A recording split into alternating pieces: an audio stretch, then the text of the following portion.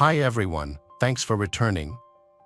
Let's unravel another perplexing mystery. The case of Ellen Greenberg. Ellen Greenberg was born in June 1993 in New York to Santa and George Greenberg. She is an only child and grew up in a loving environment. During her high school years, she was very active in sports. Ellen was very sociable and also did well in her studies. After finishing high school, she attended Pennsylvania State University. However, when she started working in her field, Ellen realized that it was not her true passion. While working, Ellen also enrolled in a correspondence course at a teacher training academy. A few years later, she successfully completed her degree and moved to Philadelphia, where she became a junior high school teacher at a local school. Ellen's life was going well. She truly enjoyed working with her students. During this time, Ellen began a relationship with a young man named Samuel, also known as Sam Goldberg. He came from a wealthy and prominent family. Samuel's parents owned a large business and his uncle was known as one of the best lawyers in the state. Ellen and Samuel met at a party in 2009 through friends and quickly developed feelings for each other. Their relationship quickly developed and they later decided to live together.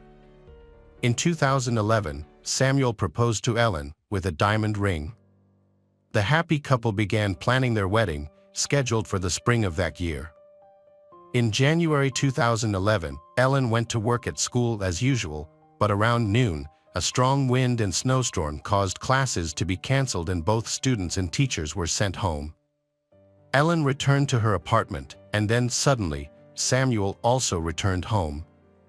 At 5 p.m., Samuel decided to go to the gym in their apartment complex.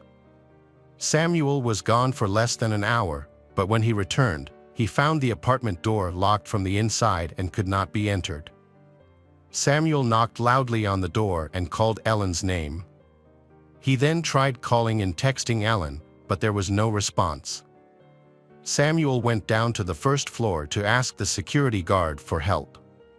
Samuel explained the situation and asked the guard to open the door first. But the guard said that it was against his rules because he could not leave his post. Samuel then returned to his floor. He banged his shoulder on the door and on his first try, he broke the latch. It was very quiet inside. When he entered the kitchen, he saw a horrifying scene of Ellen lying on the floor, leaning against the cupboard door, her body stabbed multiple times and her clothes soaked in blood. Samuel quickly called an ambulance. When asked to check Ellen's pulse, Samuel hesitated and kept wondering if he really needed to do so. After a moment of silence, Samuel suddenly said that there was a knife protruding from Ellen's chest. Police arriving at the scene were surprised to find the door locked from the inside with a bolt, which Samuel had pushed open with his shoulder. There was no sign of forced entry or any intruder in the room. Nothing had been stolen from the apartment.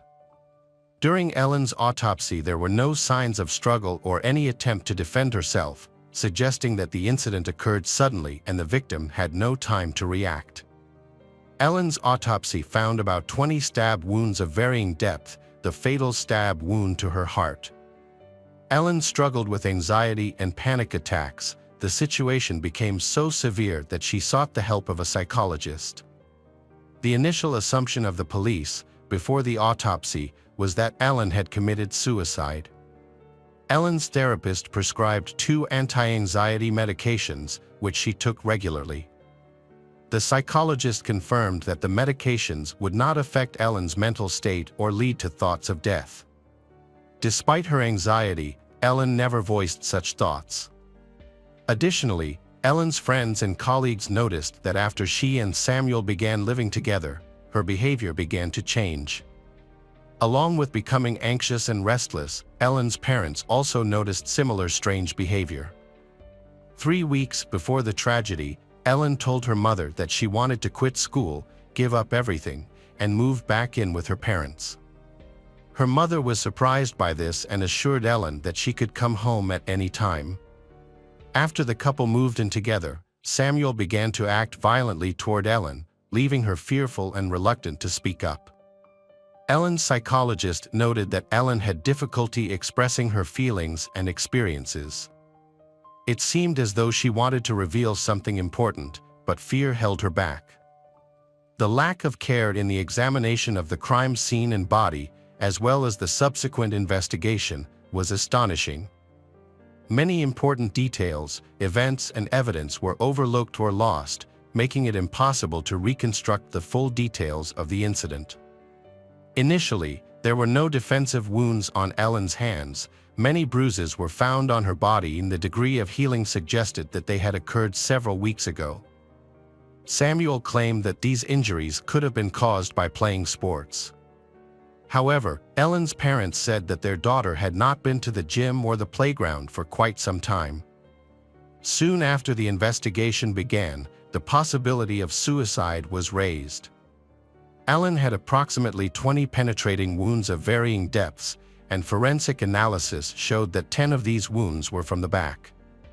If Ellen had been attacked from behind and suffered serious injuries, even if they did not kill Ellen immediately, they would have likely limited her ability to move and resist. It is highly unlikely that someone would inflict such wounds on themselves and then stab themselves deep into the heart, leading medical experts to question the cause of death. The investigation still did not result in criminal charges. As there was no trace of a stranger in the apartment, nor any sign of self-defense. Although the victim's wife or partner is often the prime suspect in these cases, Samuel was never a suspect. No charges were ever brought against Samuel, and he was only questioned at the police station on the day of the incident, along with his uncle, a prominent lawyer. The events of that day were reconstructed entirely from Samuel's account, which was sometimes unclear. But he attributed his confusion to stress. Neighbors reported only that they heard knocking and screaming from Samuel when he could not get into the apartment and was trying to call Ellen. Samuel claimed that he asked a security guard for help, that the security guard accompanied him down the stairs, and that the security guard witnessed Samuel kicking down a door. However, the security guard denied this claim, claiming that he never left his post. Regardless, the police did not look into the matter further, considering it irrelevant. Only a surveillance camera leading to the gym was examined, which showed Samuel walking toward the gym and then returning. Samuel may have escaped by another route and then returned to the gym the same way. However, his alibi was not investigated, and witnesses who confirmed that Samuel was working out were not sought. The police officer who responded to the call noticed that Samuel was acting unusually, even though he was screaming and crying loudly. The expert suspected that he was faking his panic and anxiety. Importantly, before calling the police, Samuel contacted his parents and his uncle, a lawyer. His uncle arrived at the apartment before the police arrived to give a statement. Samuel went to the police station with his uncle. Furthermore, the next day, Samuel returned to the sealed apartment with his uncle to retrieve some personal belongings. Samuel took 2 laptops, a phone, and a tablet from Ellen. A few days later, the police decided to examine the devices and discovered that their search history included topics related to suicide. When the police arrived at the scene, they conducted only a preliminary examination and concluded that Ellen had committed suicide. Despite new information that later emerged, the police refused to change their verdict. The sequence of the injuries remains unclear, but it has been confirmed that the final wound was to the heart. The medical examiner found this odd and decided to investigate further. They sent a sample of Ellen's spine to a specialist who could assess the condition of the spinal cord. If the spinal cord was damaged, it would indicate that Ellen was paralyzed and could not have stabbed herself in the heart. Soon after, the police suddenly changed their minds and stopped the investigation, stating that, according to the report, there was no spinal cord injury. However, this conclusion was not added to the case file. It was also not noted that although there were many serious injuries on Ellen's body, there was very little blood, suggesting that someone might have wiped it away. No one actively looked for any signs of blood that had been wiped away. Additionally, the apartment's trash bins had not been checked, meaning any potential evidence inside was lost forever. Samuel's family, who were the first to arrive on the scene, notified Ellen's parents of their daughter's death. Ellen's family, who lived several hundred miles away, quickly arrived on the scene. Ellen's parents received no clear explanation of what happened that night involving Ellen. They were given only vague conclusions and were told that no criminal investigation would be initiated. Ellen's parents then chose to conduct an investigation, bringing in independent experts. Shortly thereafter, a private investigator contacted them and offered to assist them for free, as he wanted to shed light on this puzzling case. The detective examined the evidence and concluded that Ellen's body had been moved after her death. He also discovered smears on the floor that looked like drag marks. Additionally, when reviewing the case, the security guard recalled that Samuel, who had asked for help, was wearing a tracksuit and said he had just come from the gym, when in fact he was wearing boots. Despite this new evidence and witness testimony, Ellen's parents were once again denied a criminal case and no further investigation was conducted. Ellen's parents were not allowed access to important case files. 4 years later, a young police officer joined the unit as an assistant prosecutor. After learning about this unusual unsolved case while in college, he decided to look into the archives to uncover the truth. His attention was drawn to the wound at the back of the head, which might have been the first sign that Ellen had been attacked from behind when she was not expecting it. He was concerned to note that there was no spinal cord injury, but there was no official document to prove it. He assumed it was lost somewhere in the archives. He later formally requested a copy of the document from the forensic center, and it turned out that no one had ever come to such a conclusion and the body had not been examined for spinal cord injury. A fragment of the spine was surprisingly preserved and could be re-examined. An independent specialist assessed it and found that the spinal cord had sustained damage in multiple areas, indicating that Ellen could not have caused any additional injuries to herself. The findings were submitted to the police, but after reviewing them again, they decided not to pursue criminal charges. In 2018, the medical examiner concluded that Ellen had inflicted all 20 of her injuries on herself. The investigation reached a dead end. In their grief, the parents hired a new lawyer and together they gathered all the previously undocumented documents, evidence, facts, and witness statements. In 2019, they filed a new lawsuit against the medical examiner and the police. The following spring, the case was accepted and settled, but the trial never took place due to the global pandemic. Due to negligence by the police and medical examiners, important evidence was lost forever. Ellen's parents created a social media page to track the progress of the investigation, sharing official documents, new information, and updates. Ellen's family, friends, and colleagues are convinced that she could not have killed herself, especially not in such a brutal way. In the summer of 2022, the case was dismissed again, and Ellen's parents successfully appealed to the district attorney's office, where a new prosecutor took over. The investigation was restarted 11 years after the tragic events, but to this day it remains unsolved. During the first year after the tragedy, Samuel tried to keep in touch with Ellen's family. However, he did not participate in their investigation and refused to communicate with the police. He seemed to have no interest in the case, as Samuel accepted Ellen's death as a suicide. Samuel got married a year later. He and his wife moved to another state and cut ties with Ellen's family. They are now raising 2 children together. Welcome to our channel. Today we're going to take a look at another horrible case with you. The case of Rebecca Payne. Rebecca Charlotte Payne was born on April 19, 1986, in New Milford, Connecticut, to Virginia and Nicholas Payne. She grew up as an only child and graduated from New Milford High School in 2004, where she was active in sports, playing field hockey, track, and tennis. After high school, Rebecca pursued a degree in athletic training at Northeastern University in Boston. The 5-year program focused on preventing and treating athletic injuries. During her 4th year, she became a leader on campus, serving on the Dean's Council and as president of the athletic training club. Rebecca was known for her friendly and outgoing personality, making it easy for her to connect with people from all walks of life. She was always willing to lend a helping hand, which earned her many friends. Her life was tragically cut short when she was found dead in May 2008. The news shocked her friends and left them wondering who could have committed such a heinous crime.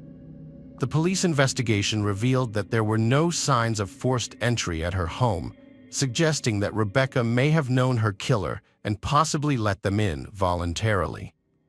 Rebecca's apartment, situated on the 3rd floor, consisted of 2 bedrooms. One of these rooms was where Rebecca lay face down on the floor, lifeless.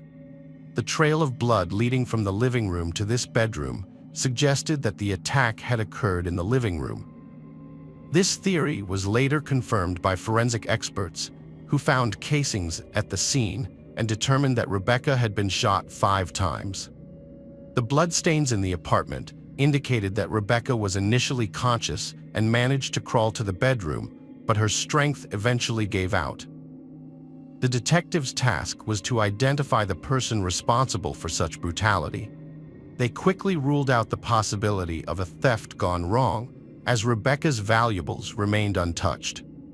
The apartment was in disarray, with scattered belongings.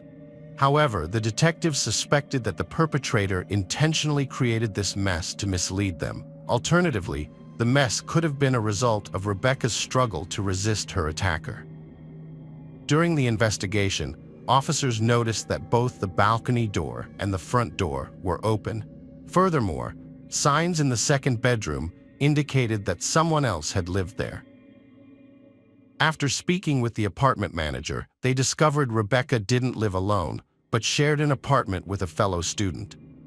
This new information led the police to search for the student. The police also questioned everyone living in Parker Hill Apartments, trying to find any leads. The attack on Rebecca was loud and brutal, with 5 gunshot wounds. It was surprising that many residents heard a woman screaming and gunshots between 3 and 4 a.m., but none of them called the police. This lack of action is known as the bystander effect, or Genovese syndrome, a psychological phenomenon where individuals are less likely to help a victim when others are present. During the police investigation, a 1st-floor resident reported seeing a black SUV approach the building on the night of the crime, although he couldn't see the license plates or who got out due to the darkness. The apartment complex had security cameras both inside and outside, which may have captured evidence of the crime. Investigating Rebecca's murder, detectives sought CCTV footage from the building to aid their inquiry. They requested the footage from the building manager, but he revealed that the cameras only operated in real time, and recording required a video cassette and manual activation. Unfortunately, no one had recorded the footage. This discovery led investigators to suspect the building manager, who had found Rebecca's body and had unrestricted access to her apartment as a resident of the building. They thought he might have taken advantage of the lack of surveillance to commit the crime, possibly under the cover of darkness. The police explored all avenues, and their suspicions about the manager intensified after a background check revealed his prior issues with the law related to illegal substances. Furthermore, another detail caught the police's attention. During their investigation, the police noticed dark red stains on the front door of the apartment complex manager's apartment. They collected a sample of the stain and sent it to the lab for analysis. Meanwhile, the manager was taken in for questioning at the police station. The investigators asked him numerous questions, trying to determine if he was hiding any information or if his story would change, but he denied any involvement in Rebecca Payne's death. The manager claimed he had spent the entire night in his apartment with his wife, and she corroborated his alibi when questioned by the police. However, the investigation was put on hold until the lab results came back. Once the report confirmed that the stains on the door were just paint, the manager was released due to lack of evidence. While reviewing video and photo evidence from the crime scene, detectives became interested in a specific card used to pay for public transportation in the Boston area. Since each use of the card was recorded in the system, including the location and time of use, the transit police provided the detectives with CCTV footage related to Rebecca's case. After examining the recordings, detectives discovered that the card had been used by Rebecca. Rebecca was walking home, calm and alone, with no one following her, so the initial footage didn't provide any leads in the case. A few days later, investigators obtained another surveillance video from a camera outside the hospital near the Parker Hill apartments. This recording showed a black SUV driving by at the same time as Rebecca's attack, matching the witness's description. Although the footage was poor quality and the license plate was not visible, they were able to identify the car as a Ford. The detectives then brought Rebecca's roommate in for questioning to determine if she had any connection to the incident.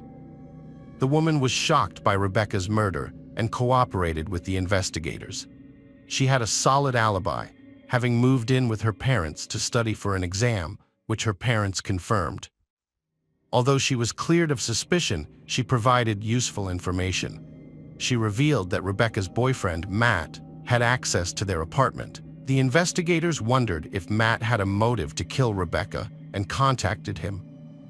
Matt claimed he had left Boston to live with his parents in New York State around the time of the attack. Although Matt seemed depressed by his girlfriend's death, the investigators were convinced it was an act. Matt's parents confirmed his alibi, but a phone record showed Matt had spoken to Rebecca on the phone around midnight, just hours before her death. But the investigation into Rebecca's murder hit a dead end after Matt was cleared due to cell tower evidence, placing him at his parents' house in New York State at the time of the crime. Years went by with no leads, leaving Rebecca's parents without answers about their daughter's tragic death. However, a breakthrough came in 2012 when the Boston police arrested Anthony White on drug trafficking charges. With a long prison sentence looming, White offered a deal. In exchange for a reduced sentence, he would reveal crucial details about the night Rebecca died. The investigators saw this as a potential break in the long-dormant case and agreed to the deal. After discussing it with the prosecutor, White recounted that on May 20, 2008, he received a call from Cornell Smith, a fellow drug dealer and acquaintance. Smith wanted to meet up and arrived at the designated location with their mutual friend Michael Balba, who was driving a black SUV. The three of them drove to the Parker Hill apartments, where Balba parked in a spot with a clear view of the apartments. According to White, when Cornell Smith spotted Rebecca through a third-floor window, he exclaimed, "That's her." They waited for a while, watching until the lights in Rebecca's apartment went out, indicating she had likely fallen asleep. Under the cover of darkness, Smith proceeded to climb from the first-floor balcony to the second, and finally to the third, where he entered through the open balcony door. Rebecca was not asleep, but rather lying on the couch in the living room when she encountered the intruder. She began screaming, and a brief struggle followed. Cornell Smith then fired 5 shots at her before fleeing the apartment through the front door and driving away. Investigators were skeptical of White's account, suspecting that he fabricated the story based on news reports to secure a lighter prison sentence. The officers were baffled by the motive behind the murder. Why would Cornell Smith kill Rebecca, who was unrelated to his world? But White's next statement shocked and disturbed them. According to White, Rebecca's death was a case of mistaken identity. On the first floor of the Parker Hill apartments lived 2 sisters who resembled Rebecca. These sisters, who were also illegal drug dealers, were Smith's rivals. In 2012, Cornell Smith was already serving a 12-year prison sentence for selling drugs, which he had been convicted of 2 years prior. Following White's testimony, Cornell Smith was also charged with Rebecca's murder, but he denied any involvement. Before Cornell Smith's court appearance, prosecutors were dealt a devastating blow. Their key witness, Anthony White, had died in prison. Without White's testimony, the case against Smith was in trouble, as there was no physical evidence linking him to Rebecca Payne's apartment. However, investigators had another lead, Michael Balba, who was in the car with White and Smith on the night of the crime. Detectives located Balba and discovered that he owned a black Ford Expedition SUV, which matched the vehicle caught on surveillance camera and the witness's description. Balba was arrested and taken into custody, but he denied any involvement in the case and requested a lawyer. Despite having no concrete evidence against him, investigators hoped that Balba's connection to the crime could still lead to justice for Rebecca. Investigators examined his court file related to drug trafficking. What they found was astonishing. Smith had written several letters to the judge presiding over his trial, and one of them implicated him in Rebecca's murder. In the letters, Smith portrayed himself as superior to others. Although some of the content was nonsensical, one letter stood out as crucial evidence. In it, Smith wrote about an altercation that had taken place in downtown Boston, which ultimately led to Rebecca Payne's tragic death at his hands, a fact he boldly admitted to, stating, "I, Cornell Allen Smith Sr., was responsible." It's unclear why these letters hadn't raised red flags earlier, especially since they were addressed to the judge. The letter proved that Cornell Smith was in Rebecca Payne's apartment at the time of her murder. The trial took place in 2015. Throughout the trial, the district attorney emphasized that Rebecca was an innocent victim with no connection to Smith or his accomplice, Balba. Payne expressed frustration and sadness, saying that seeing Cornell Smith, the person responsible for his daughter Rebecca's death, is a painful reminder of the tragedy and hinders their ability to move forward. Despite Smith's guilty plea and 18 to 20-year prison sentence, Payne emphasizes that nothing can change the fact that Rebecca is gone forever. The judge ordered Smith to face Rebecca's loved ones, acknowledging the immense pain he caused. Her hometown dedicated a tennis court, garden, and scholarship fund in her name to keep her memory alive. Hello friends, welcome to our channel. Today we're going to take a look at another horrible case with you. The case of Drew Shoden. Drew Katrina Shoden was born on September 26, 1981, in Minneapolis, Minnesota, to Alan and Linda Shoden. She had an older brother, Sven. When Drew was 3, her parents divorced, but they remained on good terms. Her mother later married Sid Walker, a travel agent, and they raised Drew and her brother in a comfortable home on Whitefish Lake, a scenic vacation spot in Minnesota. Throughout high school, Drew excelled academically, earning honors and developed a passion for golf and art. Her true love was art, and her room was filled with her sketches of rock stars, models, and friends. After graduating from high school, Drew attended the University of North Dakota in Grand Forks. Those who knew her described her as a lively and caring person who loved to help others. She enjoyed traveling and exploring the country, with a dream of visiting Australia. In fact, she had plans to travel there in the spring of 2004. Before the event, Drew had 2 part-time jobs to save money. She worked as a sales associate at Victoria's Secret and as a waitress at a nightclub in Grand Forks. On Saturday, November 22, 2003, Drew finished her 4 p.m. shift at Victoria's Secret in Columbia Mall. She then went shopping and bought a purse from a store. After shopping, Drew walked to her car in the parking lot and called her boyfriend, Chris Lang. During the call, Drew suddenly said, "Okay, and their connection was lost. Chris didn't think much of it since their conversation wasn't important, so he didn't call her back. About 3 hours later, Chris's phone rang again. When he answered, he only heard the sound of wind and phone buttons beeping. In a later television interview, Chris recalled his thoughts when the call with Drew was interrupted. At the time, he didn't sense any urgency and didn't imagine that something terrible was happening. He thought it was just a typical cell phone disconnection. It wasn't until later that he realized the call had been cut off for a much more sinister reason. Drew didn't show up for work at a nightclub, causing her colleagues to worry. Around the same time, her friend and roommate Meg Murphy got a call from the nightclub asking about Drew's whereabouts. Meg didn't know where Drew was and started searching for her by contacting their mutual friends and the local hospital, but she didn't find any leads. By 9 p.m., with no progress, Meg contacted the police, telling them that Drew worked at Columbia Mall. The police sent an officer to the mall, but it was already closed by the time they arrived. While searching the parking lot, the officer found Drew's car. When they inspected the vehicle, they discovered it was unlocked and showed no signs of a struggle or any evidence of a crime. However, they did find a black knife sheath on the ground near the car. The car's interior showed no evidence of theft, with personal belongings including papers, a wallet, and a newly purchased purse still on the seat, indicating that robbery was unlikely to be a motive for any trouble Drew might have encountered.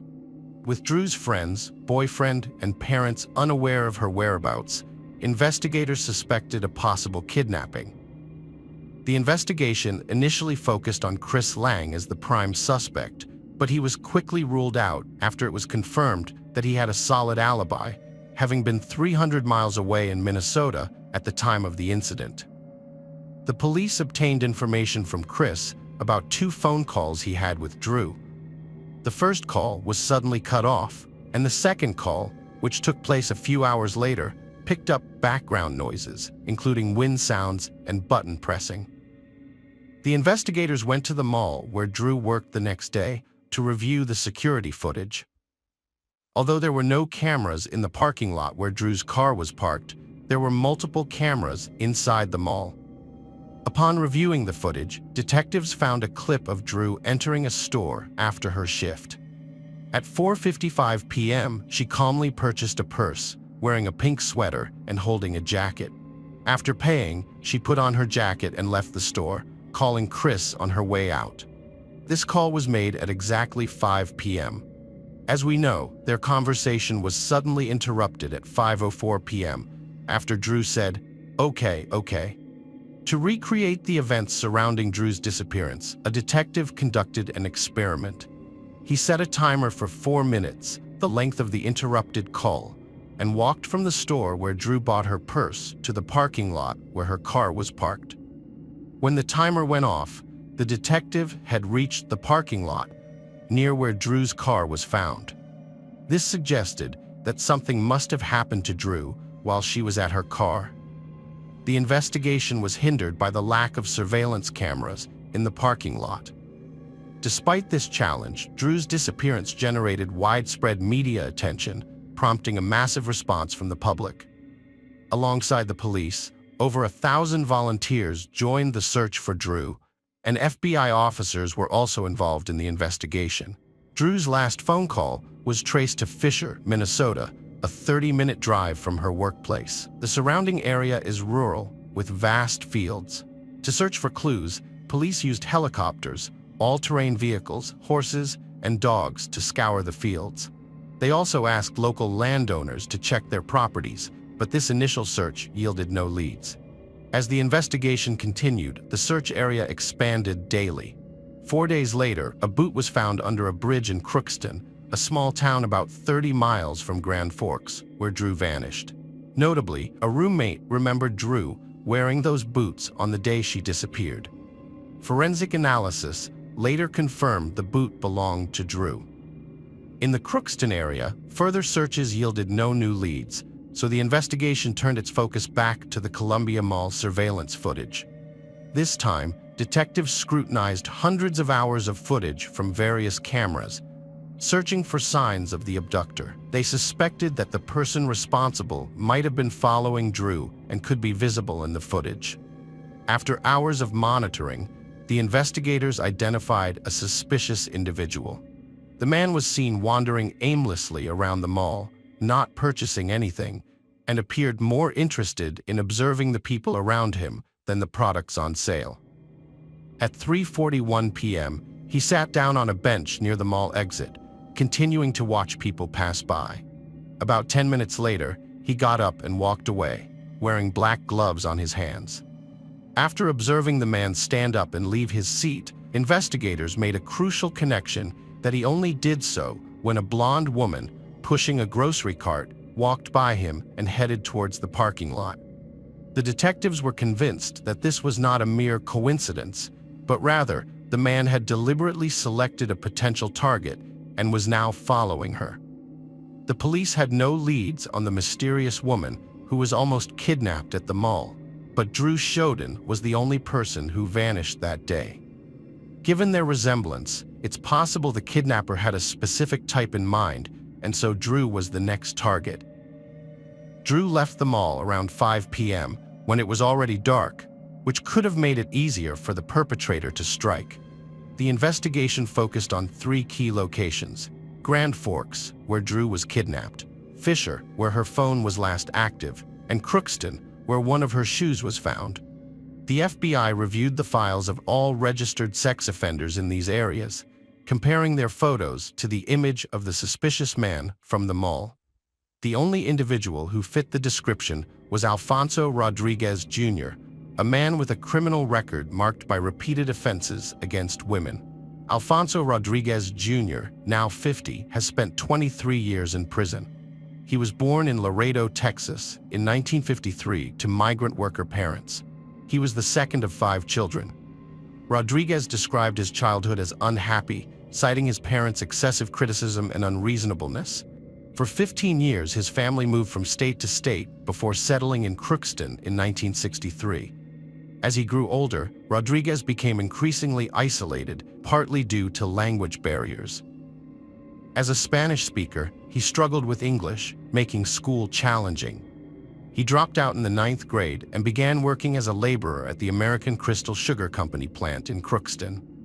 Rodriguez alleged that he was molested by older women during his youth, which he believed sparked his hostility towards women.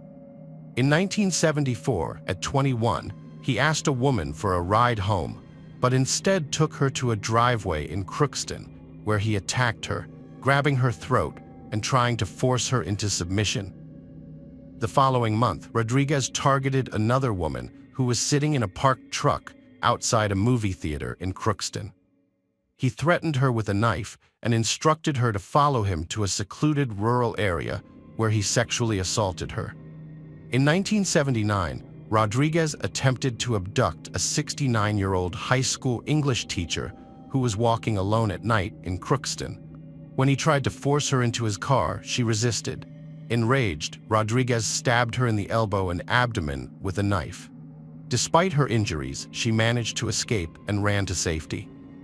The teacher, who was also an skilled artist, created a composite sketch of Rodriguez that closely resembled him.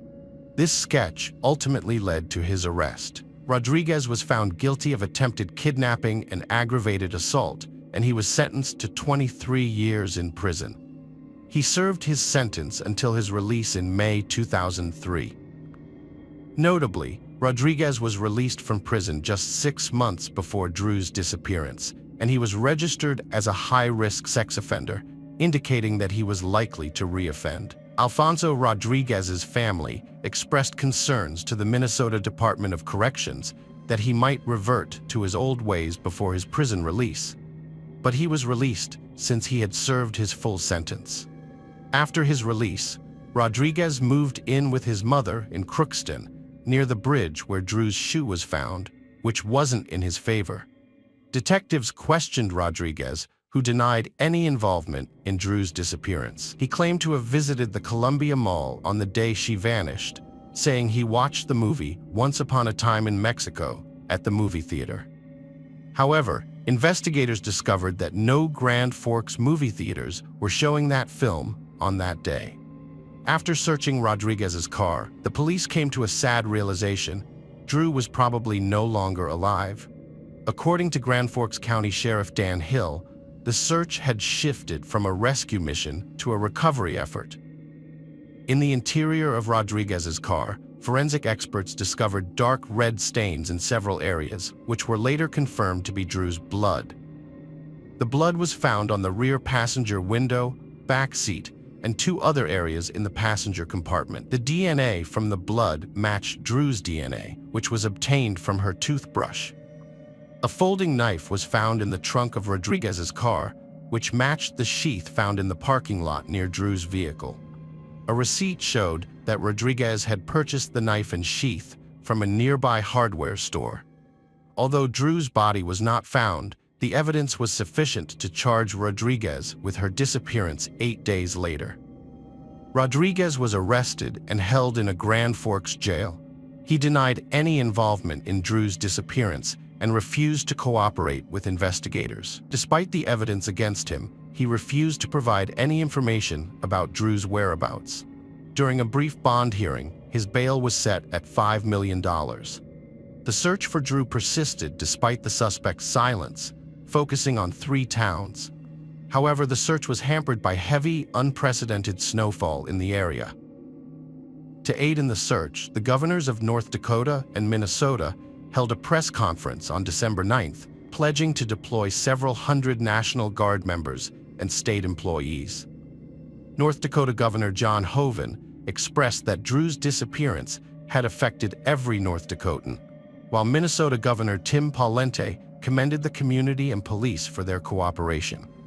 Despite their efforts, no results were found, and the search was eventually suspended due to deteriorating weather conditions. When spring arrived, the search resumed with renewed intensity. As the winter snow began to melt, searchers hoped to finally find Drew after 5 long months. Unfortunately, it wasn't until April 17, 2004, that her body was discovered in a field in Crookston, just a few miles from where the boot was initially found. Drew's family was devastated when they received the heartbreaking news. Her father described the moment, saying that they had been waiting for that call, and when it came, it felt like time had stopped. This was their worst fear come true, and it would haunt them for the rest of their lives.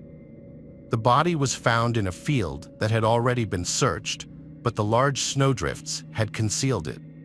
The circumstances of the crime were immediately apparent.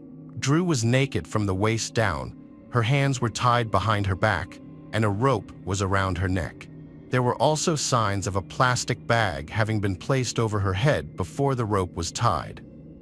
DNA evidence linked to Rodriguez was found on Drew's jacket. An autopsy revealed that she had been subjected to a brutal beating and stabbing before her death. The medical examiner identified 3 possible causes of death: the neck wound, suffocation, or hypothermia. Drew Chaudin's family was finally able to say goodbye to her on April 24, 2004, after months of uncertainty. A mourning ceremony in North Dakota was attended by around 1,500 people. The crime involved both North Dakota and Minnesota, which made it a federal crime since Drew was taken across state lines. This meant the prosecutor's office could pursue the death penalty for Alfonso Rodriguez Jr. Rodriguez was found guilty of Drew's murder on August 30, 2006, and the jury recommended the death sentence. Judge Ralph Erickson sentenced him to death on February 8, 2007, citing the senseless and violent nature of his crime. Notably, Rodriguez became the first person to be sentenced to death in North Dakota in almost a century. However, even after 6 years on death row, Rodriguez refused to admit his guilt. It wasn't until June 28, 2013, that he finally confessed to kidnapping and killing Drew. But the story is not over yet. Ralph Erickson, a former district judge, became a U.S. Court of Appeals judge and later reversed his own decision that had sentenced Rodriguez to death. In 2021, he ordered a new sentencing phase, emphasized that Rodriguez's guilt was clear in question, confirmed by multiple DNA tests. The issue at hand is the appropriateness of the death penalty in this case. Erickson overturned the death sentence, citing 2 key reasons. Firstly, the defense attorneys failed to thoroughly investigate Rodriguez's mental health. Secondly, forensic expert Michael McGee's testimony was misleading. McGee claimed that Rodriguez had violated Drew's sexual integrity within 24 to 36 hours of her abduction, but there was no concrete evidence to support this, such as Rodriguez's seminal fluid on Drew's body. According to Erickson, McGee's opinion was not based on facts and misled him, influencing his original verdict. Despite reversing the death sentence, Erickson noted that the circumstances of Drew's body being found naked below the waist with her hands tied behind her back suggested a sexually motivated crime, even without Rodriguez's seminal fluid being present. Judge Erickson ruled that Alfonso Rodriguez's constitutional rights were violated because his mental health was not properly examined, both in general and at the time of his crime. Hello friends, welcome to our channel. Today we're going to take a look at another horrible case with you, the case of Carly McBride. Carly McBride was born on April 14, 1983, to Steve McBride and Lorraine Williams. As a child, she was cheerful and close to her parents. However, as she grew older, Carly struggled with addiction to alcohol and illegal substances. Despite these challenges, she made efforts to overcome them. In 2014, at the age of 31, Carly lived in Belmont, New South Wales, Australia, with her two children, 7-year-old William and 3-year-old Cadence. On September 30, 2014, Carly's boyfriend, Sale, took her to Muswell Brook, where her daughter Cadence lived with her father, Andrew Easton. Carly spent a few hours with Cadence at Andrew's house, arriving around 12:30 p.m. Sale dropped her off but did not stay, agreeing to return later that day. However, when Sale came back to pick Carly up, she was no longer at Andrew's house. According to Andrew, Carly and he got into an argument, and she left, planning to walk to the nearby McDonald's restaurant, about 20 minutes away. Sale was surprised when Carly didn't call to let him know where to meet her, so he tried calling her instead. However, he couldn't reach her. Assuming she had said she was going to McDonald's, Sale drove there to look for her. Along the way, he kept an eye out for her, thinking she might be waiting somewhere. He considered the possibility that her phone was dead, but he couldn't find her anywhere. She wasn't at McDonald's or anywhere nearby. Sale spent some time driving around Muswell Brook, but it was all in vain. Carly had seemingly vanished. When Carly failed to return home to Belmont that evening, Sale contacted the police. The detectives asked him to describe what had happened. Sale explained that their routine was always the same. He would drop her off, she would get out of the car, wave goodbye, and then call and text him twice to let him know she was safe. But on this particular day, things didn't go as usual. Sale dropped her off at 12:30 p.m., but never heard from her again. Despite trying to call and text her, the phone just rang out. A key question emerged. Did Carly leave her ex-partner Andrew Easton's house, or was he hiding something? Andrew claimed to be the last person to see her, but no one else could confirm she actually left his house. The police questioned neighbors and people along the route Carly would have taken to get to McDonald's, but nobody reported seeing her. This lack of eyewitnesses only fueled suspicion about Andrew. Unfortunately, there were no surveillance cameras near Andrew's house to verify his claim that Carly left around 2 p.m. The police searched fields behind a nearby residential area, but the chief investigator reported that nothing significant was found. The investigation will continue, and the police are urging anyone with information about Carly's disappearance to come forward. She was last seen wearing blue jeans, sandals, and a yellow t-shirt, and carrying a tan handbag. Police investigators obtained a search warrant and thoroughly searched the house where Carly was last seen, looking for clues that could help explain her disappearance. Despite their efforts, they found no evidence of criminal activity or new leads. However, they did stumble upon a suspicious discovery. Carly's Facebook account had been deleted just a few hours after she went missing, and before anyone had even reported her disappearance to the authorities. This mysterious deletion sparked a lot of questions and prompted further investigation. 9 months after Carly's disappearance, her parents, Steve and Lorraine Williams, sought assistance in finding their daughter. With the help of Detective Timothy Seymour, they made a public appeal, requesting any information that could aid in the case. During the appeal, Lorraine became emotional and pleaded for help, saying that if anyone knew anything, no matter how small, they should come forward and help them. The family has struggled since Carly's disappearance, with Steve and Lorraine explaining that their situation is complicated, particularly when it comes to Carly's children. The children have two different fathers, and the family has had limited contact with them. Steve and Lorraine hope that this will change, allowing them to reconnect with their grandchildren.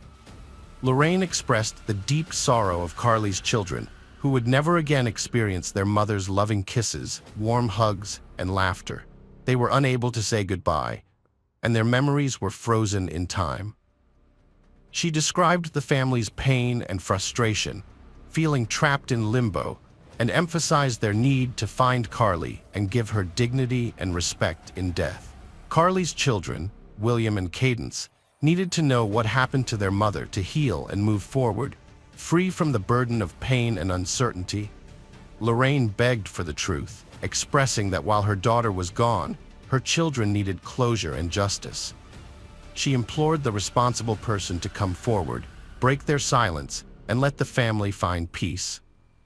The police shifted their focus to Sale Newson, another possible suspect, as they were unable to connect Carly's disappearance to her ex-partner, Andrew Easton. Investigations revealed that Carly and Sale's relationship was troubled. Sale was extremely jealous, which often sparked their arguments, despite their relatively short time together. Although Sale publicly claimed to be deeply in love with Carly, saying she was the first woman he had loved in 14 years, his actions told a different story. He started intimate relationships with other women almost immediately, even offering sex to several women just hours after reporting Carly missing. On October 2nd, just 2 days after Carly's disappearance, Sale spent the night with another woman, yet in public, he pretended to be grief-stricken over losing the love of his life. Detectives also learned that Sale and Carly had an argument 2 days before she vanished, triggered by Facebook messages from other men. However, while this evidence was suspicious, it was still circumstantial, and the police needed more concrete evidence to bring charges against Sale Newson. In 2015, authorities searched 3 properties in Muswellbrook and Scone, Wales, seizing 3 firearms, illegal substances, and arresting 24-year-old James Kineen, unrelated to Carly's disappearance, but a notable name in the investigation. 2 years after, on September 30, 2014, the police investigation had stalled with no new leads. But on August 7, 2016, a major breakthrough came when 2 pedestrians stumbled upon human remains in a shallow grave in a bush off the road near Scone. Forensic analysis confirmed that the remains were indeed those of Carly McBride. The police waited 4 days before announcing the discovery, hoping to gather more evidence. Carly's parents, who are still grieving, are asking the public to come forward with any information they might have. They are thankful for the help that led to finding their daughter's body, but they still want to know who was responsible for her disappearance and are seeking closure. Over 10 months, investigators probed a case, leading to Sale Newson's arrest warrant on June 19, 2017. After his arrest, Newson denied involvement in Carly McBride's death. Authorities also charged James Kineen, 26, for helping Newson dispose of the body. The 3 knew each other from a rehab center for addicts, staying in touch despite leaving at different times. The trial of Sale Newson began in 2018 and lasted for years due to limited evidence. Prosecutors claimed Newson attacked Carly in a jealous rage, causing her death. Forensic experts found she died from multiple blunt force trauma, including 23 skull fractures and 13 torso and spinal fractures. The judge ruled Newson's actions caused Carly's death, noting he had claimed to be a skilled mixed martial arts fighter with 20 undefeated fights. The judge concluded Carly died from severe brain trauma caused by a high degree of force to the head, likely inflicted by Newson's fists, feet, or objects.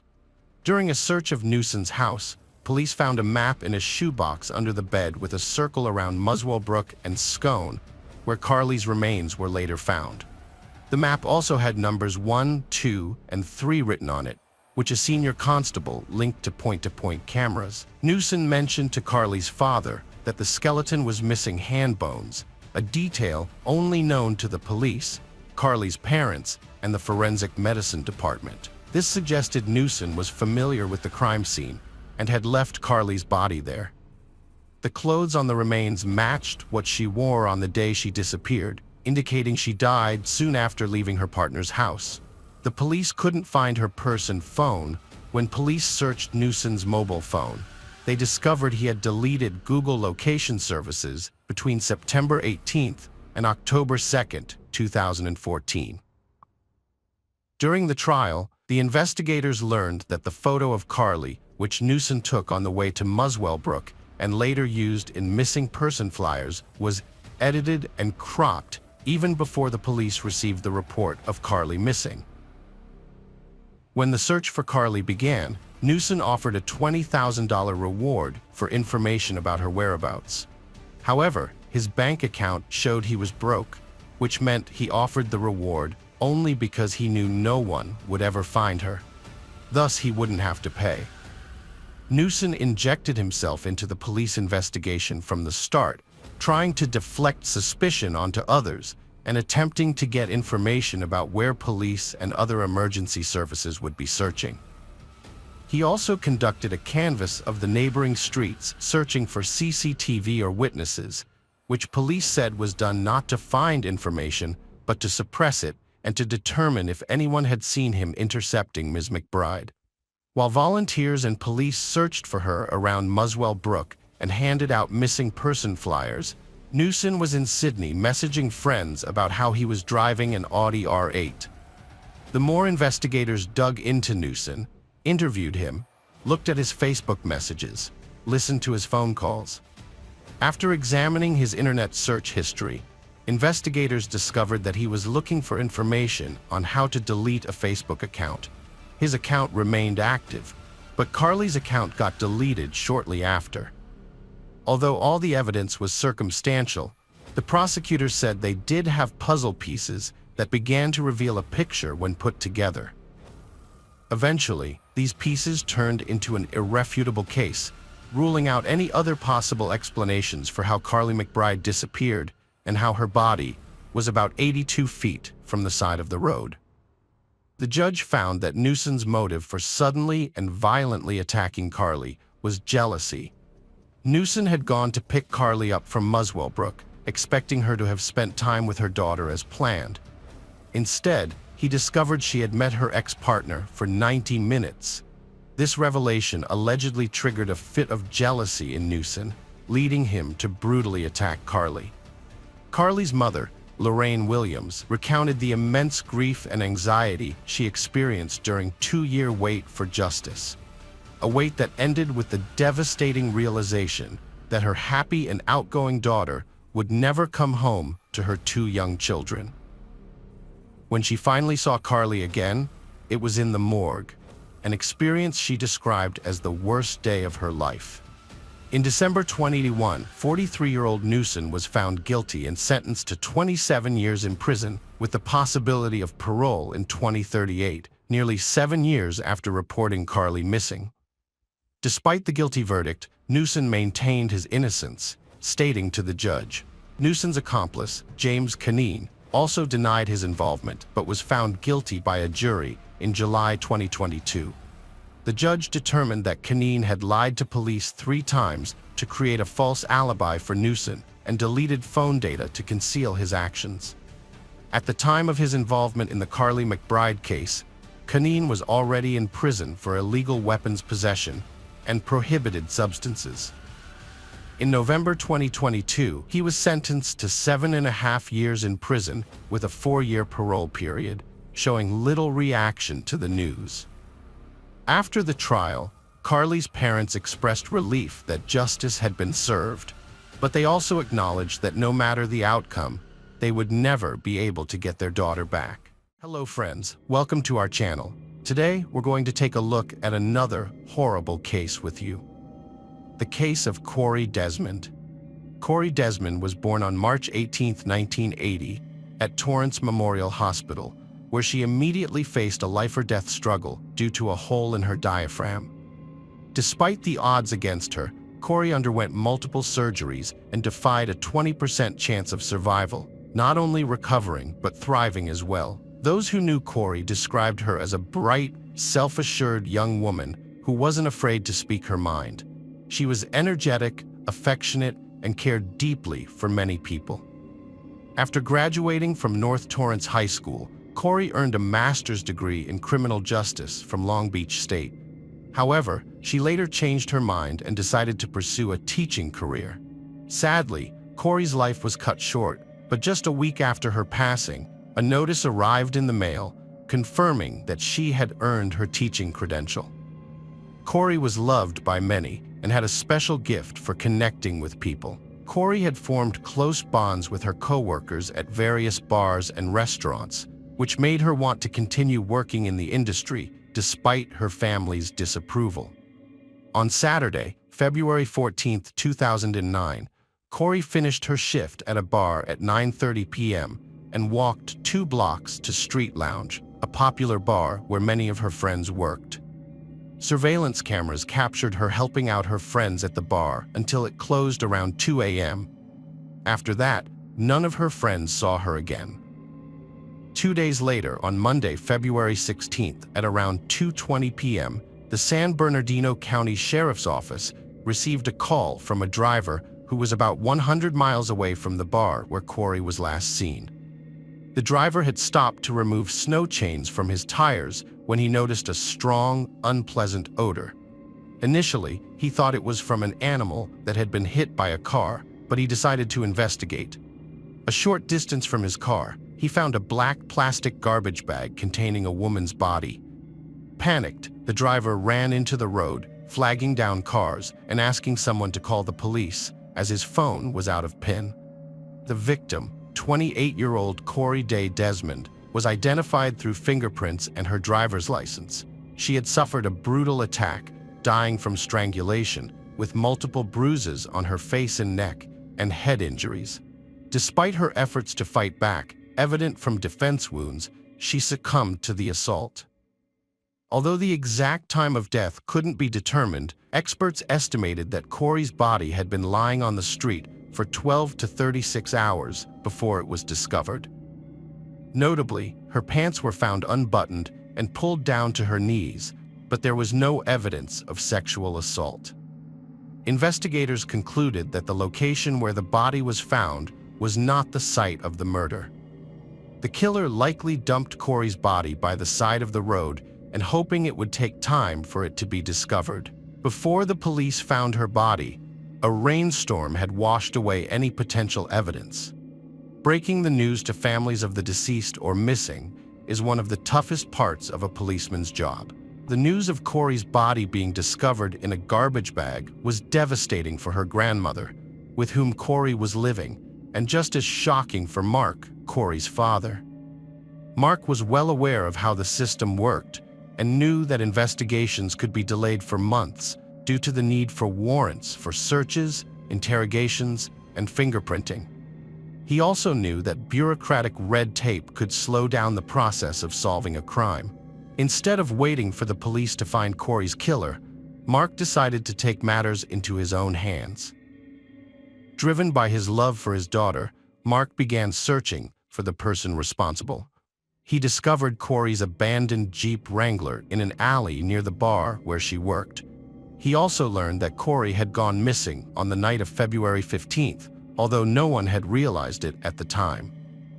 Corey's grandmother hadn't been alarmed because Corey was an adult and could have stayed overnight at a friend's house. To piece together the events of the evening, investigators visited the bar where Corey worked as a waitress.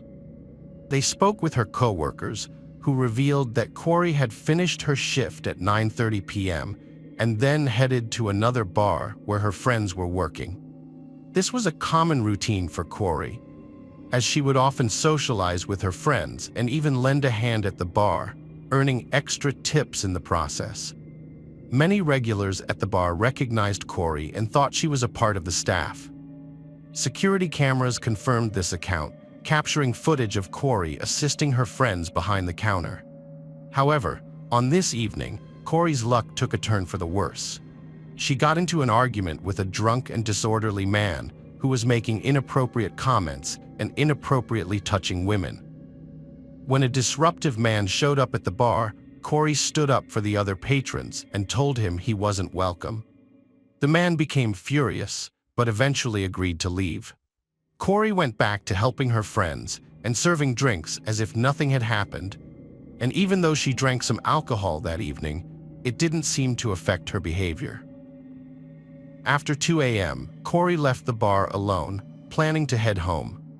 But tragically, her body was found 100 miles away the next day. Mark helped the police by sharing any information he could find on TV and appealed to others to come forward with any crucial details. Meanwhile, the police identified the man who had gotten into a fight with Corey before her death.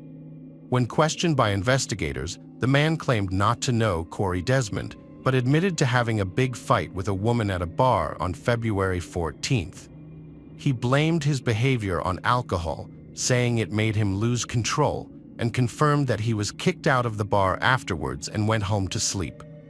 The man denied any involvement in the crime and agreed to take a polygraph test and let the police search his house and car. The investigators thoroughly searched the suspect's car, looking for any signs of evidence, such as bloodstains, hair, or personal belongings of Corey. Despite the car being dirty inside and out, forensic experts found nothing. They also searched his house, but found no indication of his involvement in the crime.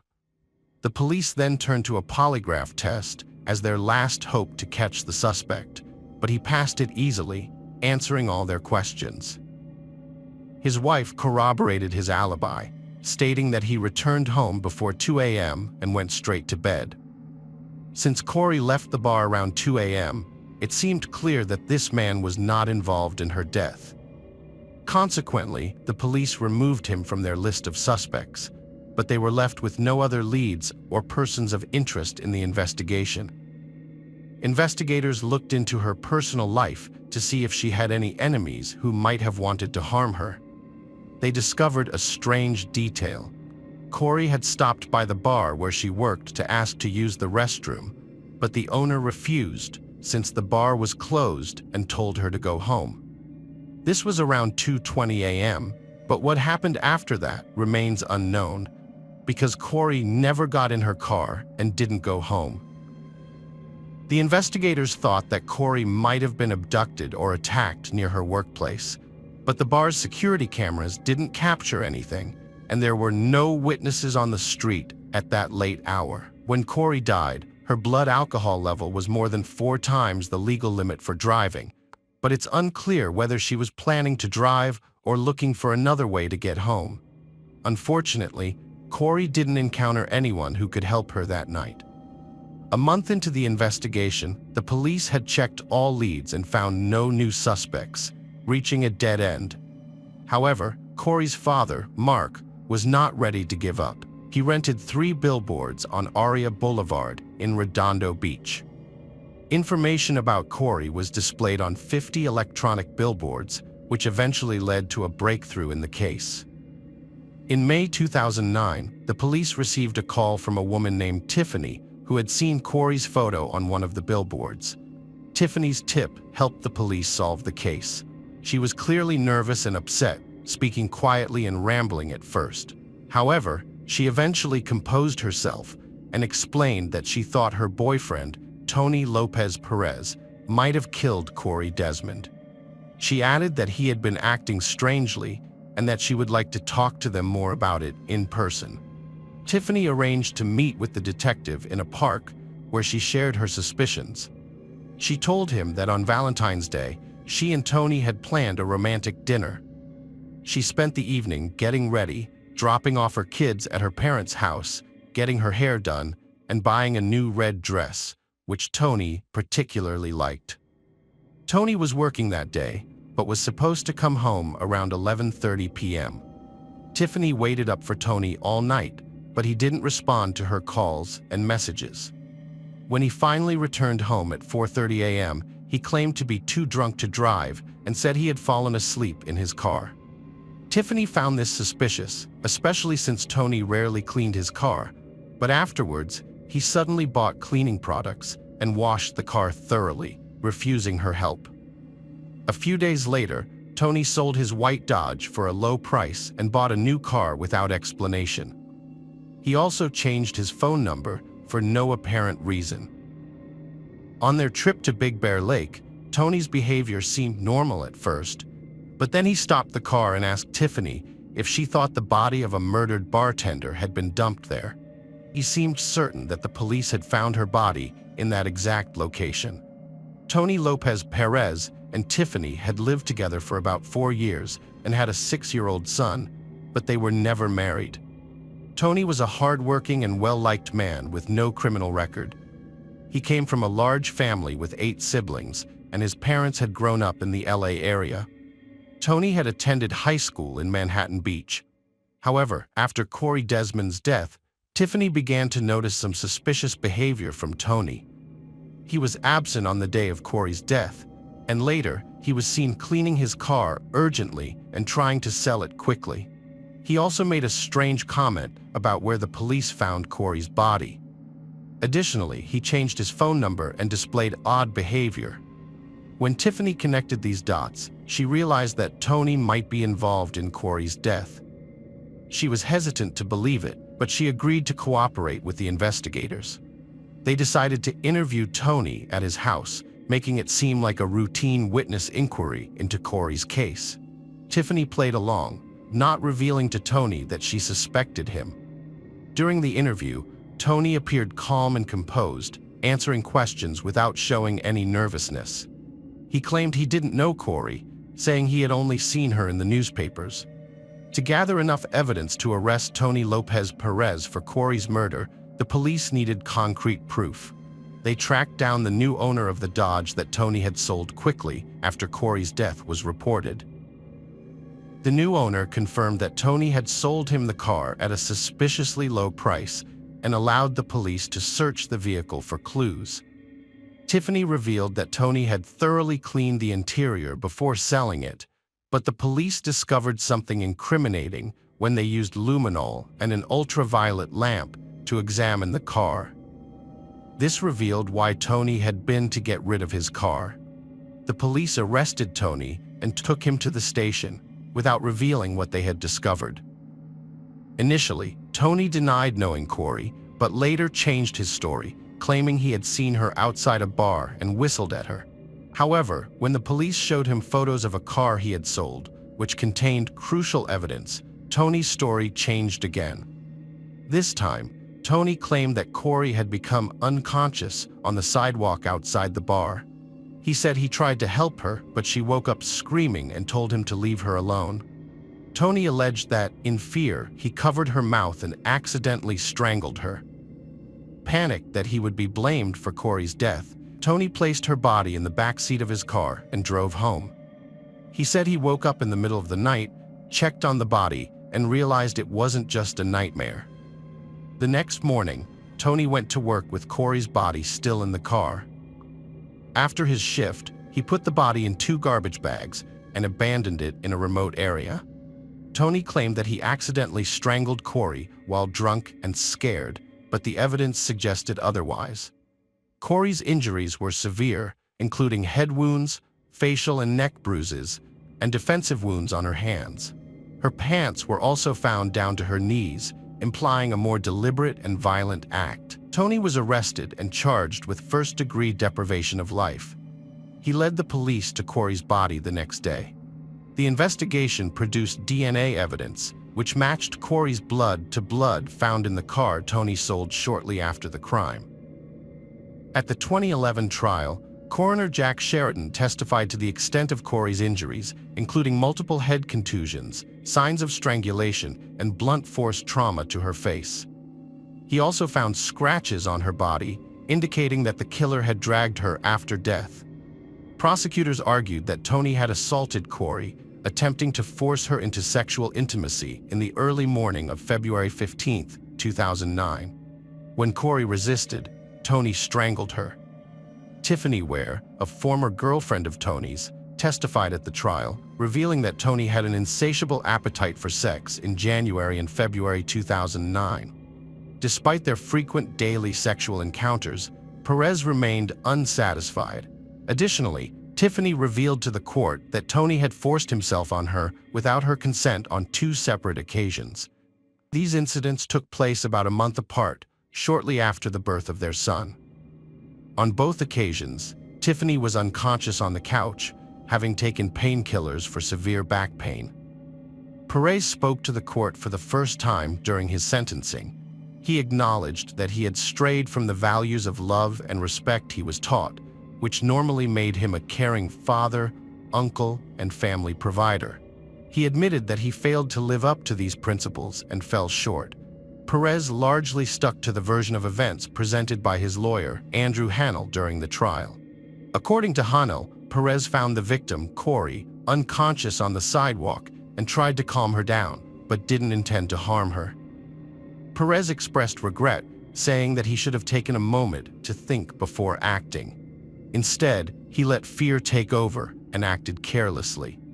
Corey's father, Mark Desmond, mourned the loss of his 28-year-old daughter, who had a promising future ahead of her. He condemned Perez, saying that he not only took Corey's life, but also crushed the hopes and dreams of his own children. Mark Desmond described Perez as embodying the characteristics that women often fear in society. Before being sentenced, Perez asked God in court to show him mercy and apologized to both the Desmond family and his own family for causing them harm. He acknowledged that his actions would have a lasting impact on the Desmond family's lives. Desmond's grandmother, Beverly, expressed her desire for Perez to never be released from prison and to suffer as much as her granddaughter had. In July 2011, a jury found Tony Lopez Perez guilty of first-degree deprivation of life, resulting in a life imprisonment sentence with the possibility of parole after 25 years. Corey Desmond's family thanked Tiffany, whose information helped the police solve the case. A family friend, Leslie Schwab, attended the trial and credited Tiffany with helping the police catch Perez, saying that without her, they might not have identified him as the perpetrator. Hello friends, welcome to our channel. Today we're going to take a look at another horrible case with you, the case of Tess Ritchie. Tess Ritchie was the youngest of 5 sisters, born on November 30th, 1994. She spent her childhood in North Bay before moving to Toronto at the age of 19. According to her sister Verena, Tess loved her life, dogs, and family. She worked as a waitress in Toronto, but her dream job was to become a flight attendant and travel the world. Although Tess struggled to find a job she liked, her family was always willing to support her financially. Some sources suggest that after failing to find work at an airline or hotel, she began learning Italian and searching for job opportunities in Italy online. Tess also created content on YouTube, with her last video uploaded on February 23, 2014, nearly 4 years before the events we will discuss. In that video, Tess shared her personal experiences and the challenges she faced. Tess explained that she searched everywhere for someone who would understand and relate to what she was experiencing, but she never found that. She said her boyfriend's physical abuse is never acceptable, no matter how minor it may seem. She stated that he hit her, and even downplaying it as just throwing a purse at her is embarrassing because it happened in his bedroom, and it's a sad reality. After recording this video, Tess mentioned that she faced more personal struggles. In 2017, she experienced a devastating breakup with her boyfriend Julian on November 23rd. The next day, she turned to her older sister Rachel, who was not only 8 years older, but also her closest confidant. Tess recounted that she spent most of November 24th at Rachel's house in Toronto, where they discussed her breakup, went shopping, and visited a dog park. Rachel had to encourage her to eat dinner because she had lost her appetite due to stress. Despite her emotional state, Tess made plans to meet an old school friend, Riley Samar, that night. Samar was from North Bay, and she had moved to Toronto in the summer of 2017. They hadn't seen each other in years, but now that they were both living in the same city, they had started talking again. Samar suggested they go to Cruise and Tango, a well-known drag bar in the church in Wellesley area, that evening. Rachel's partner arranged for Richie to take an Uber to meet Samar downtown. Richie saw her sister Tess running out to catch the Uber, which was the last time she would ever see her alive. Richie arrived at the Cruise and Tango club around midnight, but Samar wasn't there yet. The club was packed, and Tess sent a text to her sister to let her know she had arrived safely. The next morning, Richie sent a text to her sister, not expecting a quick response since Tess had been out late the night before. However, by 6:30 p.m., Richie still hadn't heard back from Tess. She then discovered that none of her texts had been delivered to Tess's phone. When Richie tried calling, the calls went straight to voicemail. Their mother, Christine Hermiston, also attempted to contact Tess, but her phone was turned off. Christine got a notification that her daughter Tess had ordered an Uber at 4:02 a.m., but then the ride was canceled. This happened because Tess had used Christine's credit card to set up her Uber account, so Christine received updates on all of Tess's Uber rides. When Christine and her family couldn't reach Tess during the day and her phone stayed off, they started to worry because Tess always kept in touch with them. Rachel typically kept her phone with her at all times. On Saturday night around 9 p.m., she asked her partner to check on her sister's apartment in Scarborough while she reached out to her friends. Tess was still missing, and her family was growing increasingly worried. Rachel began calling hospitals and also contacted the police. By the following evening, the police had no updates for Tess's family. Multiple officers were assigned to search for Tess Richie, but no one had seen or heard from her in the past 2 days. On Monday, Tess's mother, Christine, and one of her sisters traveled from North Bay to Toronto to help with the search. They distributed flyers featuring Tess's picture, hoping someone might recognize her. The family did everything they could, but unfortunately, the police's investigation into Tess's disappearance was lacking. Meanwhile, Tess's friend Riley, who had gone to the bar with her that night, returned home safely. When asked about Tess's whereabouts, Riley mentioned that they had both been drinking heavily, which led to the bar's security asking them to leave. They left the bar shortly after 2 a.m. and headed to Wellesley Street to grab a bite to eat. On their way, they met a guy who decided to join them, but Riley couldn't remember his name. Once on Wellesley Street, they ordered hot dogs. Tess asked for a vegetarian hot dog, which led to a disagreement with the vendor. Tess thought she received a meat hot dog, and Riley noted that Tess accidentally sprayed mustard all over the vendor's cart.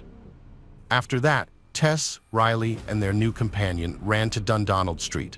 There, they encountered a woman named Michelle on her porch and struck up a conversation that lasted about 20 minutes. Tess confided in Michelle about her recent breakup and how difficult it had been for her. Michelle offered her support, and they even exchanged phone numbers. Michelle observed that Richie seemed to be trying to enjoy himself, but when she looked into his eyes, she noticed a deep sadness. The breakup with Julian seemed to be affecting Riley heavily. Riley reassured her that things would improve and encouraged her to stay strong. At 4 a.m., Riley got a text from her boyfriend asking her to come home.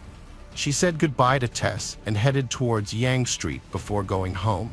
Tess felt let down that Riley had left so early. At 4:02 a.m., she ordered an Uber, suggesting that she decided to go home too after Riley left. The Uber driver arrived at 4:14 a.m., but Tess was not there. On Wednesday, November 29th, just a day before Tess's 23rd birthday, Christine began handing out flyers with her daughter's picture in the area where Tess was last seen. Since Riley had separated from Tess on Dundonald Street, Christine decided to investigate that area. She reached out to Anne Brazo, a nurse at St. Michael's Hospital, knowing their daughters had been friends since elementary school in North Bay. Together, they began searching for Richie as efforts intensified and social media campaigns aimed to find her. During this time, Brazo made a chilling discovery. While looking into the bottom of an outdoor stairwell, at a construction site located at 582 Church Street.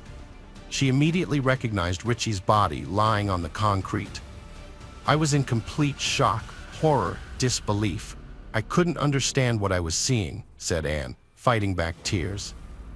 Feeling frightened, she noticed dust from a nearby gravel pile settled on Richie's body. Brazo let go of the staircase railing and stepped back down the gravel driveway toward Church Street. Meanwhile, Hermiston was further up the sidewalk, unaware that her daughter's body was so near. Brazo called out to her, "Christine, come back here. There's a girl in the stairwell. You need to come back." Hermiston turned and ran down the driveway, stopping suddenly at the stairwell. After a few moments, she began to scream, pleading with God for assistance. Tessa's death presented a heartbreaking event for her entire family. They discovered her body only 300 yards from the bar where she had been before disappearing, and just 20 yards from the last place her friend Riley saw her.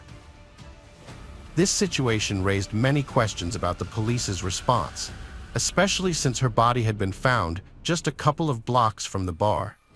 After Anne and Christine located Tessa's body, an anonymous police source shared new information with the media. It was reported that Tessa had advertised her intimate services online and had worked at a strip club. Tessa's mother stated that the Toronto police did not adequately search for Richie because they assumed she was an escort. This assumption was horrifying to Hermiston, who expressed her anger at the media's portrayal. After Richie's body was found, police sources claimed she was involved in the sex trade, which Hermiston called a blatant lie. They spread this information to suggest she led a high-risk lifestyle, deflecting blame from themselves. Although Tess briefly worked as a waitress at a strip club, she quit less than 2 weeks after starting.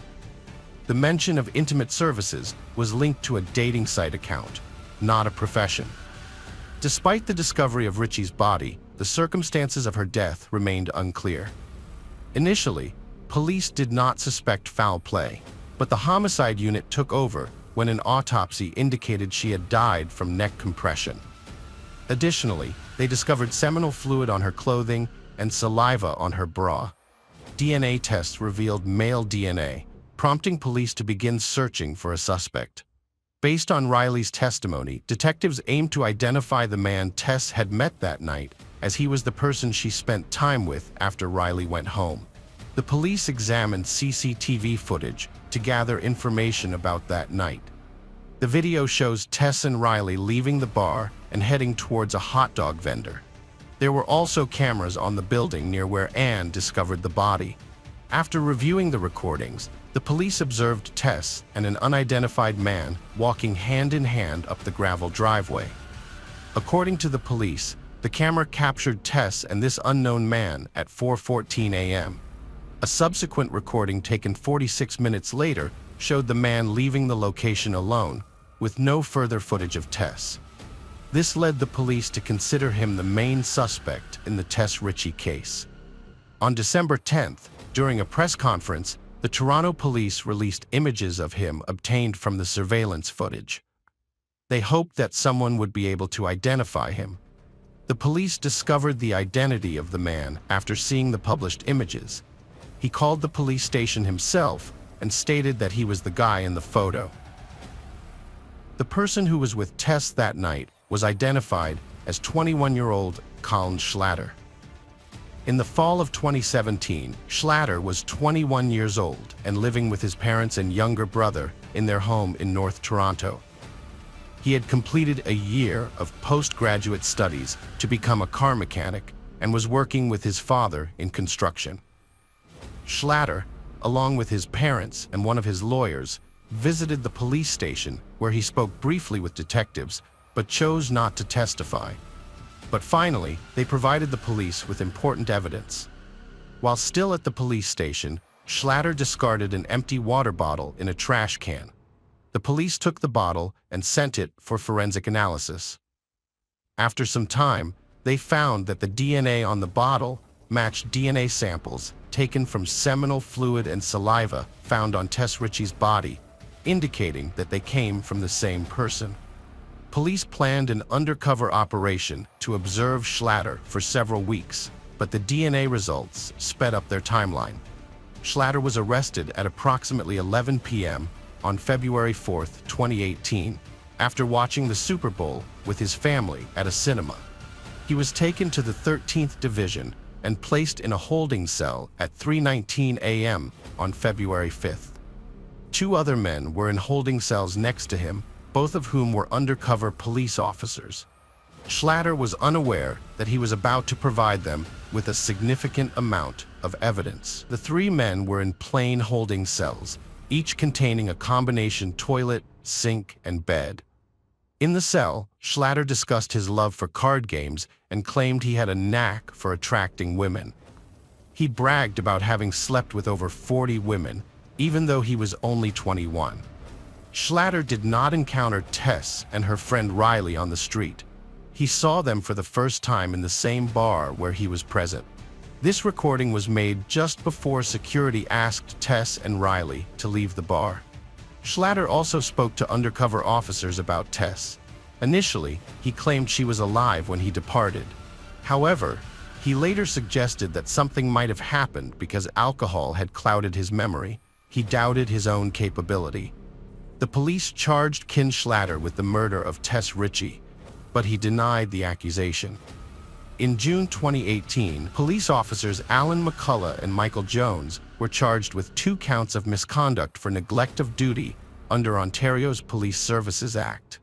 The report of hearing stated that they allegedly failed to thoroughly search the nearby property or immediate area, interview neighbors, and inform a supervisor. If they had followed protocol, Christine Hermiston stated, they would have found her. She was lying just around the corner. During the 2020 trial of Ken Schlatter, his defense argued that someone else could have approached the stairs where Tess was lying by climbing over the fence on the other side of the building, thus avoiding the cameras. The lawyers even named another suspect, but the police thoroughly investigated and interrogated this person, finding no evidence linking him to Tess's death. DNA evidence pointed to only one person, Ken Schlatter. Schlatter, a slight man who appeared soft-spoken in court, explained that he has a speech defect, causing him to slur his words and stutter sometimes. He claimed that Tess offered him a place to hide from prying eyes at 4:02 a.m., which explained the presence of his DNA on her belongings. Tess Ritchie had ordered an Uber, but when the driver arrived at the pickup point at 4:14 a.m., she wasn't there. Instead, Calvin Schlatter approached her again. They sat down on a bench at the corner of street. Schlatter stated that Tess seemed upset after their argument, so he went over to check on her. Schlatter claimed Tess asked him to sit and talk, but with no audio on security videos, it can't be confirmed. He said she was upset about her breakup, so he shared a similar experience to comfort her. Schlatter claimed that later, Tess asked if it was okay to kiss him. He said they stood up, hugged, and kissed each other. However, there is no footage of this kiss on the available CCTV footage. Schlatter claims that Tess Ritchie asked him to accompany her to the driveway at 582 Church Street and then down the outdoor stairwell. However, the prosecution questioned his motives, as an Uber driver was waiting for Tess at the time. It is unclear what Schlatter said to Tess to persuade her to walk with him into the darkness at 4 a.m. According to Schlatter, they kissed for a long time, and he ejaculated in his pants. He wanted to take things further, but Tess refused. Schlatter states that after this, he invited Tess to his house, but she declined and told him to leave. He claims that he left, and Tess was alive when he departed. There were only 2 people who knew the truth about the events of that night. Unfortunately, one of them had already passed away. During the trial, the prosecution presented 2 key witnesses, Riley, a friend of Tess, and Michelle Tepp, a woman who had spoken with Tess and Schlatter that night. Both Riley and Michelle identified Schlatter. In addition to talking to 2 undercover police officers, Schlatter is also alleged to have shared important details with a cellmate, known only as ES due to a publication ban. When they were both being held at a Toronto detention center, for about 2 months in 2018. ES has a long history of criminal activity, including multiple break-ins and a domestic assault. The informant, who shared a cell with Calvin Schlatter, initially felt sympathetic towards Schlatter because he was a young man experiencing imprisonment for the first time. However, as time passed, his opinion of Schlatter changed. Schlatter would often cry himself to sleep, claiming he didn't want to serve his sentence and missing his mother. Despite this, Schlatter showed no regret when discussing the death of Tess Ritchie. According to him, Schlatter admitted to kissing Ritchie and losing control when she refused to go further, ultimately strangling her with a scarf. In court, Schlatter denied having these conversations with the informant, and his lawyer portrayed the informant as a deceitful liar. Nevertheless, physical evidence suggests that Ritchie was strangled, and only Schlatter's DNA was found on her clothing. In her final statement to the jury, defense attorney Lydia Riva presented her client, Schlatter, as a harmless and innocent young man. She acknowledged that it can be difficult to accept, but the criminal justice system is not infallible and can sometimes make mistakes. On March 23, 2020, the jury delivered a guilty verdict, and the judge sentenced Schlatter to life in prison with the possibility of parole after 25 years. The trial was emotionally devastating for Ritchie's family and supporters, who were often left reeling and in tears in the courtroom. Tess's death has left the family feeling guilty and broken, struggling to look at each other. They're seeking $20 million in damages, including punitive damages, to ensure justice for their daughter. Hello friends, welcome to our channel. Today we're going to take a look at another horrible case with you, the case of Mindy Morgenstern. Mindy Morgenstern was born on April 29, 1984, in Bogota, Colombia. She was adopted by Eunice and Larry Morgenstern, farmers from New Salem, North Dakota, USA, who already had a biological daughter named Rebecca. They had previously adopted a boy named Michael, and then, 10 years later, they adopted April, also from Colombia. When they discovered April had a younger sister, Mindy, they adopted her as well, making her their 4th child and 3rd adopted child. Growing up on the farm was ideal for Mindy. She enjoyed horseback riding, playing basketball, and helping her parents with farm work, including driving a tractor. After graduating from high school, Mindy left New Salem and moved to Valley City, where she thrived in student life. Her outgoing and cheerful personality quickly helped her make many new friends. Mindy was a dedicated student who balanced her studies with a part-time job as a waitress at a local restaurant. It seemed like she was on the verge of achieving her goals, but her life took a devastating turn. Mindy's friends and family noticed that she was unreachable on September 13, 2006, which was unusual because she was always quick to respond to calls and messages. Concerned about her whereabouts, her friends Tony and Danielle decided to visit her apartment to check on her. When they arrived, they saw her car parked in the lot, which indicated that she was likely at home. Danielle waited in the car while Tony went up to Mindy's 2nd-floor apartment. Despite knocking on the door, there was no response. Tony entered the dark apartment, stumbled upon a disturbing sight, and turned on the light to reveal Mindy's body with neck injuries. Overcome with shock, Tony ran outside to inform Danielle, still waiting in the car. Mindy's friends entered her apartment, but they were met with a disturbing scene. Mindy's neck had knife wounds, and an empty bottle of cleaning agent lay nearby, its strong smell permeating the air. Danielle quickly called 911 to report the discovery of her friend's body.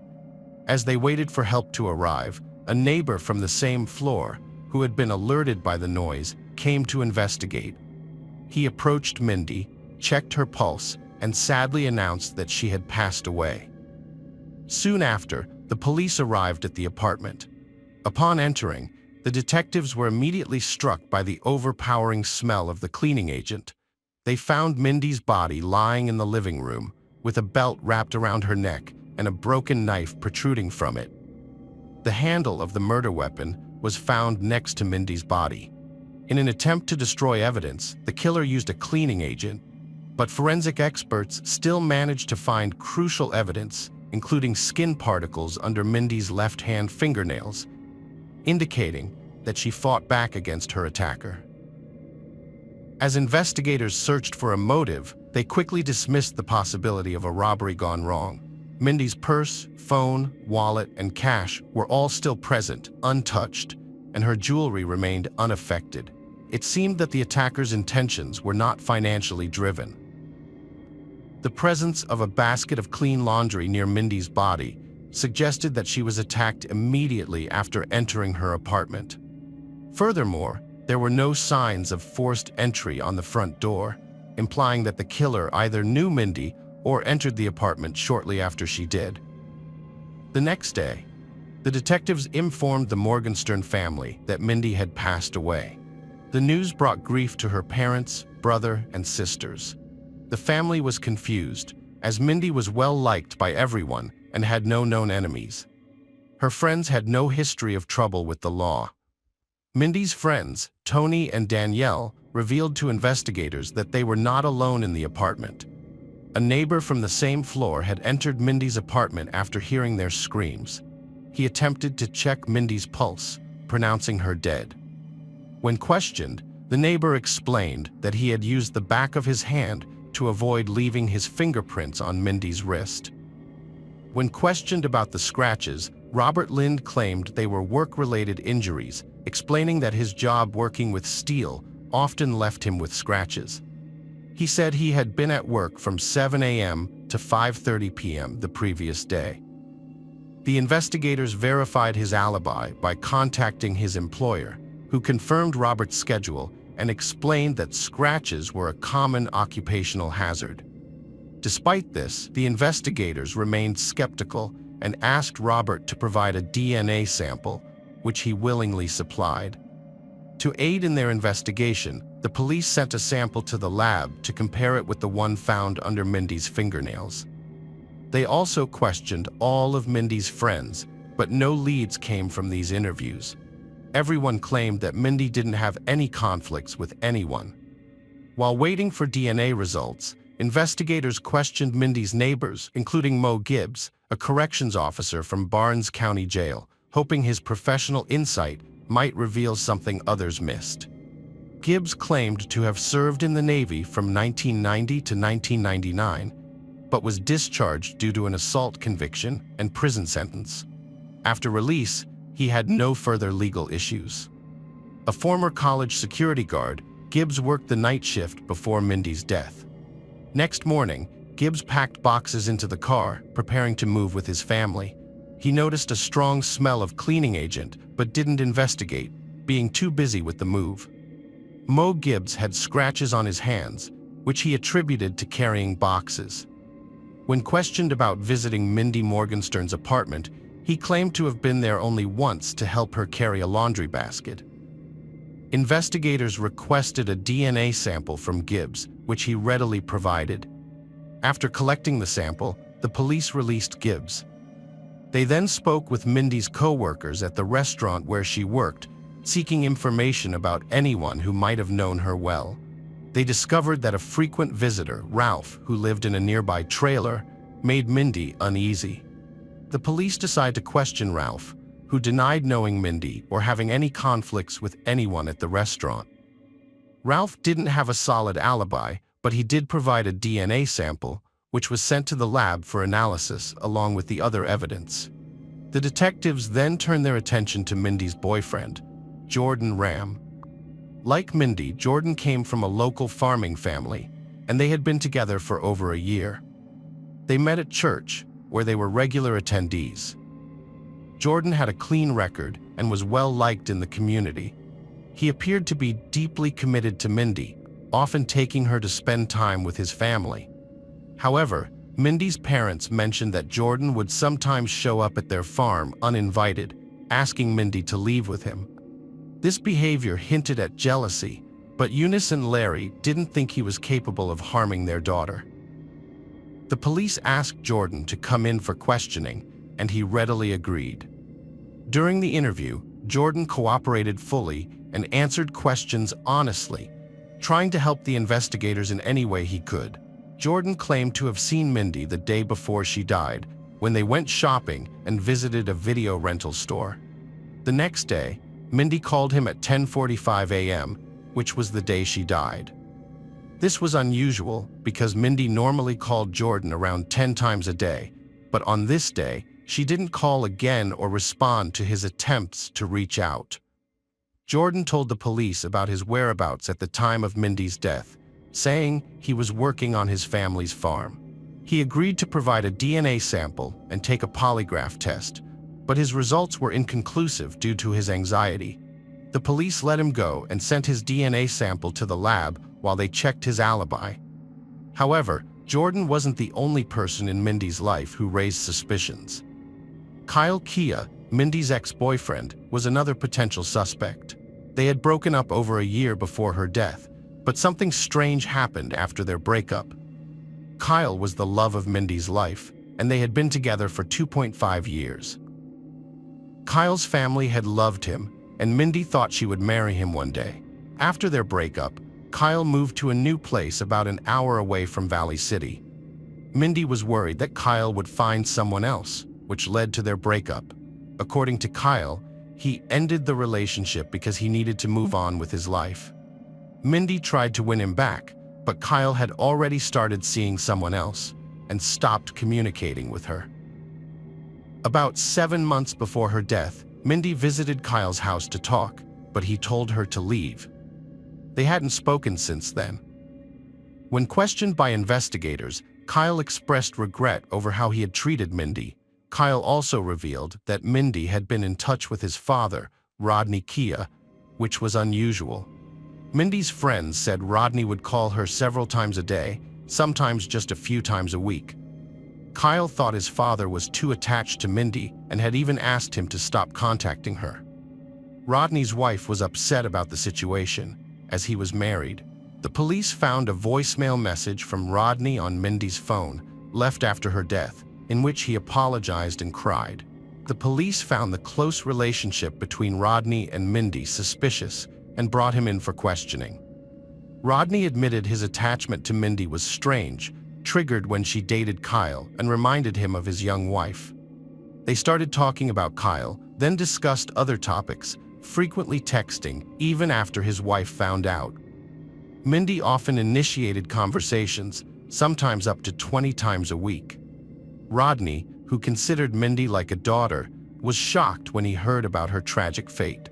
He left an emotional voicemail for the investigators, which, although sincere, didn't dispel their suspicions. In fact, it's possible that he became obsessively fixated on her. Despite his denials, Rodney provided his DNA to the police and accounted for his whereabouts on the day of Mindy's death, claiming he worked on the farm with his 2 sons from 7:30 a.m. until evening. His family corroborated his alibi, and the investigators released him. Meanwhile, the police sent his DNA sample to the lab for comparison with the skin particles found under Mindy's fingernails. Just as the investigation seemed stalled, a DNA analysis revealed a connection to a similar attack that had occurred in Fargo, 75 miles away, 2 years prior. In that case, a woman had been attacked and forced to make contact with her assailant. The DNA sample from the Fargo case matched the one found under Mindy's fingernails, suggesting that the same perpetrator was responsible for both crimes. The police investigating Mindy's case met with the Fargo victim to gather more information about her attacker. She recounted being drugged at a bar, waking up in an unfamiliar apartment, and barely escaping her attacker. She described him as a muscular African-American man, over 6 feet tall and weighing over 200 pounds. The police had previously entered the attacker's DNA into the federal database, but it had gone unmatched for 2 years. Now, with the new connection, they had a lead. After analyzing multiple DNA samples, the lab finally found a match: 34-year-old Mo Gibbs, a corrections officer at the Barnes County Jail, who had voluntarily provided his DNA sample. Detectives called Gibbs in for questioning, keeping him under surveillance in case he tried to flee. At the police station, they asked him to take a polygraph test, which he agreed to, but the results indicated he was lying. Gibbs denied any involvement in Mindy's death, remaining calm even after learning his DNA linked him to the case. However, the evidence was enough to arrest him and charge him with Mindy's murder. After Gibbs's arrest, 5 female prisoners came forward, accusing him of forcing them into intimate relations while he was on duty. As a result, he faced 6 additional charges. It was discovered that Gibbs had changed his name, previously being Glendale Morgan Jr. while serving in the Navy. He had been involved in a drive-by shooting and spent over 5 years in prison. Gibbs pleaded guilty to all charges except those related to Mindy's death. His defense claimed that his DNA was under Mindy's fingernails because she touched the same door handle as him, but the prosecution believed he entered her apartment, forced her into intimacy, and then killed her when she resisted. The judge deemed the evidence against Gibbs to be overwhelming and sentenced him to life imprisonment without parole. Gibbs also received additional sentences of 12 years for assault and 15 years for related charges.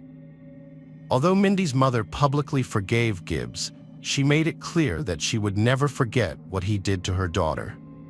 Gibbs is currently serving his sentence at the North Dakota State Penitentiary. Hello friends, welcome to our channel. Today we're going to take a look at another horrible case with you, the case of Ashley Renee Lyons. Ashley Renee Lyons was born on July 21, 1985, in Scott County. She was active in the FFA program at Scott County High School, graduating in 2003. Ashley's brother Chris shared her passion for repairing cars, but her true interest was her boyfriend Roger McBee. After they broke up, Ashley discovered she was pregnant with his child. On January 7, 2004, Ashley learned she was having a boy and was overjoyed. She told her mom and brother about her plans to meet Roger and his parents at a restaurant and stamping ground. Despite her mom's offer to lend her car, Ashley opted to drive herself, saying she wouldn't be gone long. As she departed, her mom remembered her final words, "I love you, Mom. I'll be back soon." That evening, Chris received a call from Roger, who couldn't meet with Ashley and had tried calling her but didn't get an answer.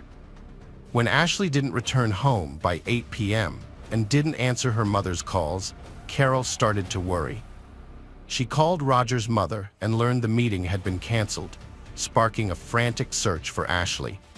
Chris and his father searched for her, eventually checking Scott County Park, one of Ashley's favorite places.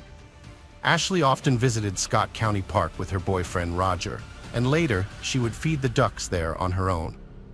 The park is about 10 miles from Stamping Ground.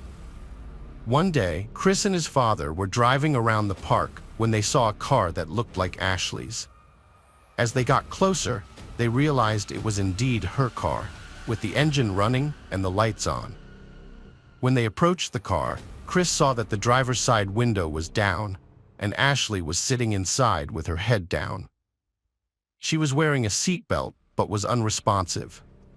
Chris opened the door, shook her, and hoped she was just sleeping. But when he looked at his hand, he saw blood. He immediately called 911. Sadly, by the time Chris called for help, Ashley had already passed away, and the doctors couldn't save her. The devastating news soon reached Ashley's mom, who was overwhelmed with grief. The investigators arrived at the crime scene, and since Ashley's death was a result of a crime, her body remained in the car until the evidence was collected. At the scene, investigators found the car's engine running, the heater and radio on, and the driver's side window rolled down. A quick examination revealed the cause of Ashley's death. 3 9mm shell casings lay on the ground beside the car, and Ashley had sustained gunshot wounds to the head and neck. Despite a thorough search, the police were unable to find the murder weapon in the park. The unusual circumstances of the shooting suggested that Ashley was familiar with her killer. The fact that the window was down on a chilly night was suspicious, and the position of Ashley's body indicated that she had not attempted to defend herself or escape. From these clues, investigators concluded that Ashley knew her killer. The crime scene revealed that Ashley's wallet and phone were still in the car, leading investigators to quickly rule out robbery as a motive. The car's interior held a poignant clue: scattered ultrasound pictures, which Ashley had likely been looking at in the final moments of her life. At 5 months pregnant, Ashley's murder also claimed the life of her unborn son, Landon. This heinous crime was unprecedented in Scott County, and the community demanded that the police find the perpetrator. Ashley's parents told investigators she planned to meet Roger, the father of her unborn child, on the day she died. Roger was distraught, overwhelmed by emotion, and couldn't imagine who could harm his ex-girlfriend and their child. Investigators brought him in for further questioning. Roger told investigators he canceled a restaurant meeting with Ashley due to other meetings. He called her twice, but she didn't answer, so he called her home and asked Chris to have her call him back. Roger's account matched Chris's previous statement about Ashley's plans. Carol defended Roger, calling him a nice guy who got along with her family and not believe he'd harm Ashley and Landon. As investigators searched for clues, Ashley's family sought answers. Carol found her daughter's diary detailing daily life. One name stood out: Dina Williams, a classmate from a poor background, often wearing the same clothes. Initially, Ashley and Dina were friends, but their friendship deteriorated due to Dina's jealousy.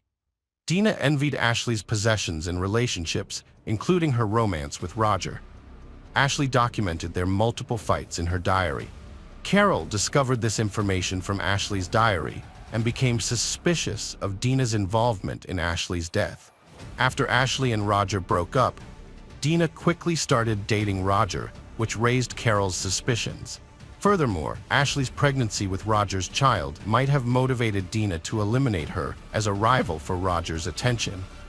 Carol handed over the diary to the investigators, believing it held crucial evidence. The investigators also found Ashley's descriptions of her tumultuous relationship with Dina to be revealing. As a result, Dina was brought in for questioning at the police station, where she denied any role in Ashley's death. Dina, who worked at a bank, told investigators that she had an alibi for the evening of the crime. She was at an office party. Although she openly expressed her dislike for Ashley, especially because of her pregnancy, the lack of sentiment towards Ashley's death wasn't enough to detain her, so she was let go. The ballistic examination results revealed that the shooter was likely around 5 feet 10 inches tall. Since Dina was only 5 feet 5 inches tall, it seemed unlikely that she was the perpetrator. However, her twin brother Thomas, who matched the estimated height, had previously inquired about inducing a miscarriage, according to rumors. Moreover, people claimed that Thomas would do anything his sister asked. The investigators questioned Thomas, but he denied any involvement, and without evidence, they had no choice but to release him. Investigators' search for clues continued as Ashley's family prepared for the funeral, grappling with the unimaginable pain of losing 2 loved ones. During the autopsy, the fetus was removed from Ashley's body. Ashley and Landon were laid to rest together, a heart-wrenching gesture. The fact that the perpetrator remained at large added to the family's devastation. Ashley's parents offered a $3,000 reward, later increased to $5,000, for any information that could help catch their daughter's killer. This led to a flood of calls from people who thought they might have helpful information. One call in particular stood out. A woman who lived near the park where Ashley was shot reported that she might have seen the perpetrator. She described seeing someone running out of the park, jumping over a fence, and then getting into a red Chevrolet pickup truck that was waiting with its engine running. The truck sped away soon after. This crucial eyewitness account suggested that there might be more than one person involved in Ashley's murder, and that investigators should be looking for at least 2 suspects. The discovery of the red pickup truck led everyone who knew Ashley to suspect Roger, since he owned a similar vehicle. The police promptly took Roger's truck into custody and conducted a thorough search, but unfortunately, they found no incriminating evidence inside. The investigators decided to re-interview Dina and her brother Thomas. They started by questioning Thomas, who initially denied any involvement. However, After learning that a witness had placed Roger's pickup truck at the crime scene, Thomas became more cooperative. When asked if he knew who killed Ashley, he quickly replied that it was Roger McBeath. Thomas eventually made a deal with the investigators, trading his cooperation for a lighter sentence. He confessed to providing the gun to Roger, who then used it to shoot Ashley. Thomas also revealed that Roger had disposed of the weapon in Elorn Creek. After an extensive 6-hour dive search, the police finally found the gun, which was later confirmed through ballistics testing to be the murder weapon. The investigators initially suspected Dina of being the shooter, but they soon ruled her out due to a discrepancy in height. However, during further questioning, Dina revealed that she was the getaway driver on the night of the crime. This led to the arrests of Roger McBeath, Dina Williams, and her twin brother Thomas. It was clear that Roger was motivated by his desire to avoid becoming a father. Ashley, on the other hand, was excited to become a mother and had the full support of her family. Roger devised a sinister plan to eliminate the problem. He lured Ashley to Scott County Park under the pretense of a meeting with his parents at a nearby restaurant. Dina drove him to the park, where he approached Ashley's car with a gun. As Ashley rolled down her window to show him ultrasound pictures, Roger shot her 3 times, killing her and their unborn child. He then fled the scene in the pickup truck, escaping with Dina's help. The perpetrators stopped and got rid of the gun by throwing it into the river. Roger McBeath denied any involvement. Thomas Dina, on the other hand, was sentenced to 7 years in prison for his role in the crime. As part of his plea deal, Dina admitted to accepting $11,000 from Roger to harm Ashley and cause her to have a miscarriage. Although the plan was never carried out, Dina agreed to give Roger the gun used in the murder, according to court records. In 2005, Dina Williams pleaded guilty as part of a plea deal. The prosecutors recommended that she serve a total of 20 years in prison, making her eligible for parole after serving 17 years of her sentence. Prosecutors planned to call witnesses who would testify that Dina wanted Ashley dead, conspired with Roger to poison her, and even offered $1,000 to cause a miscarriage. When these plans failed, they turned to more extreme measures. Dina claimed her public defender warned her she'd likely be found guilty. She was distressed, saying she pleaded guilty to something she didn't do. Dina admitted driving Roger to the park, but said she drove around the subdivision while they met and later returned to pick him up. During her drive, a woman heard 3 gunshots, but at the time, she didn't know what they were. Dina, who was involved in the events, stated that Roger had planned something without her knowledge.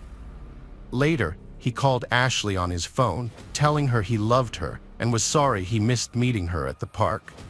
The jury listened to a recording of this message during Roger's trial. According to Dina, when she left the park, Roger never mentioned that Ashley was dead.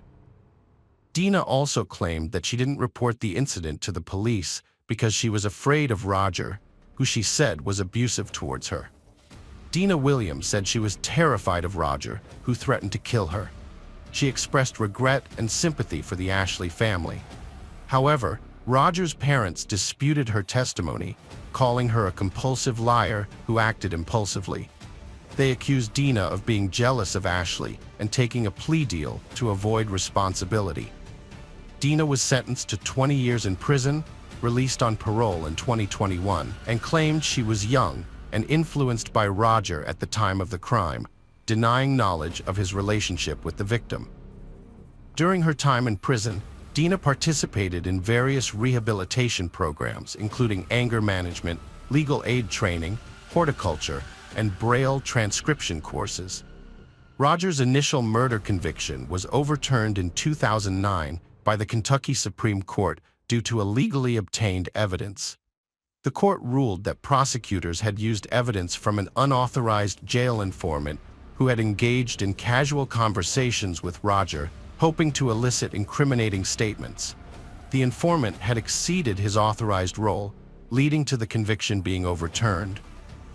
Roger later pleaded guilty to being an accomplice to murder and tampering with evidence, and was sentenced to 42 years in prison, with the possibility of parole in 16 years. He also received a concurrent 5-year sentence for evidence tampering. At his 2023 parole hearing, Roger expressed remorse for his actions, stating that he didn't deserve parole and was truly sorry for what he had done. He wanted to apologize to the family of Ashley Lyons, the mother of his child, whom he had loved deeply. Although he acknowledged his daily regret, his parole eligibility was declined and the hearing was discontinued. Roger remains in prison. In memory of Ashley, an angel garden with ceramic angel statues has been created at Scott County Park, where she tragically died.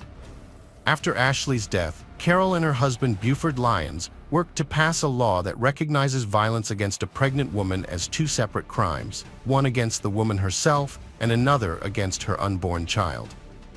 This law was passed at both the state and federal levels. Hello friends, welcome to our channel. Today we're going to take a look at another horrible case with you, the case of Alicia Canales McGuire.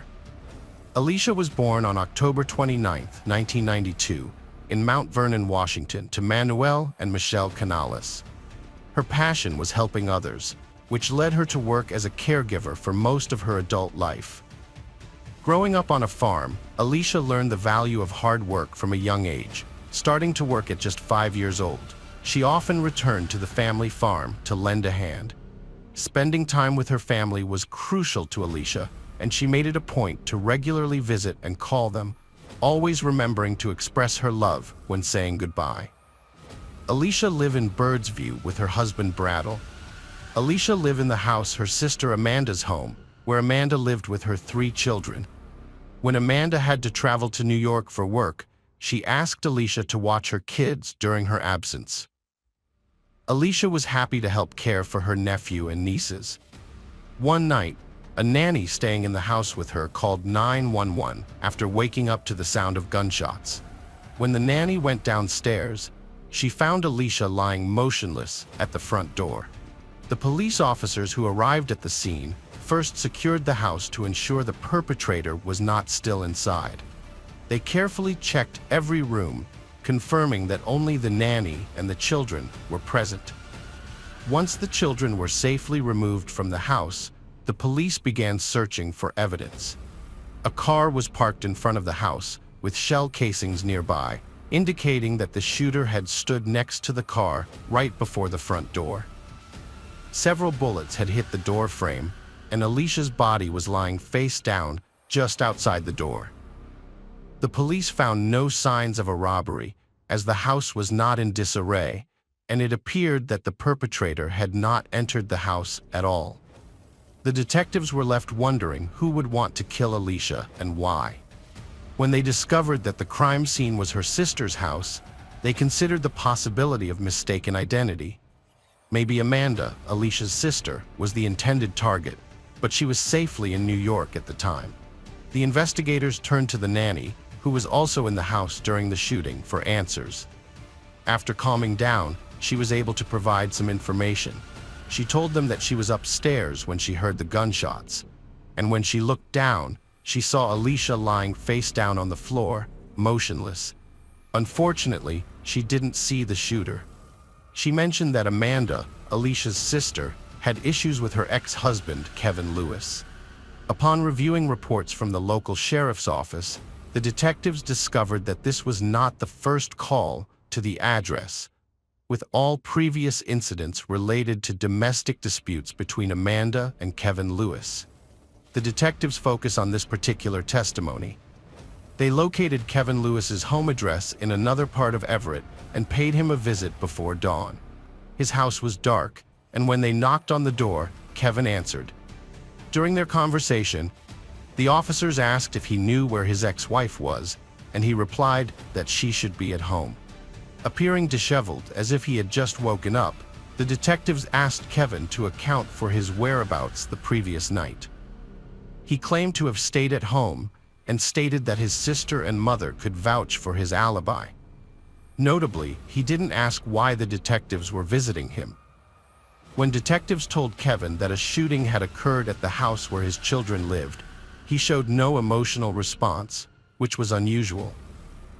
As a parent, he should have asked about his children's well-being, but he remained silent. However, when they informed him that Amanda was out of town on business, he expressed surprise, saying "Really?" and the conversation ended there. The detectives decided to investigate further by reviewing footage from surveillance cameras at neighboring houses. They wanted to verify Kevin's alibi that he had stayed home all night. They saw a car stopped near Kevin's driveway about 40 minutes before the attack on Alicia.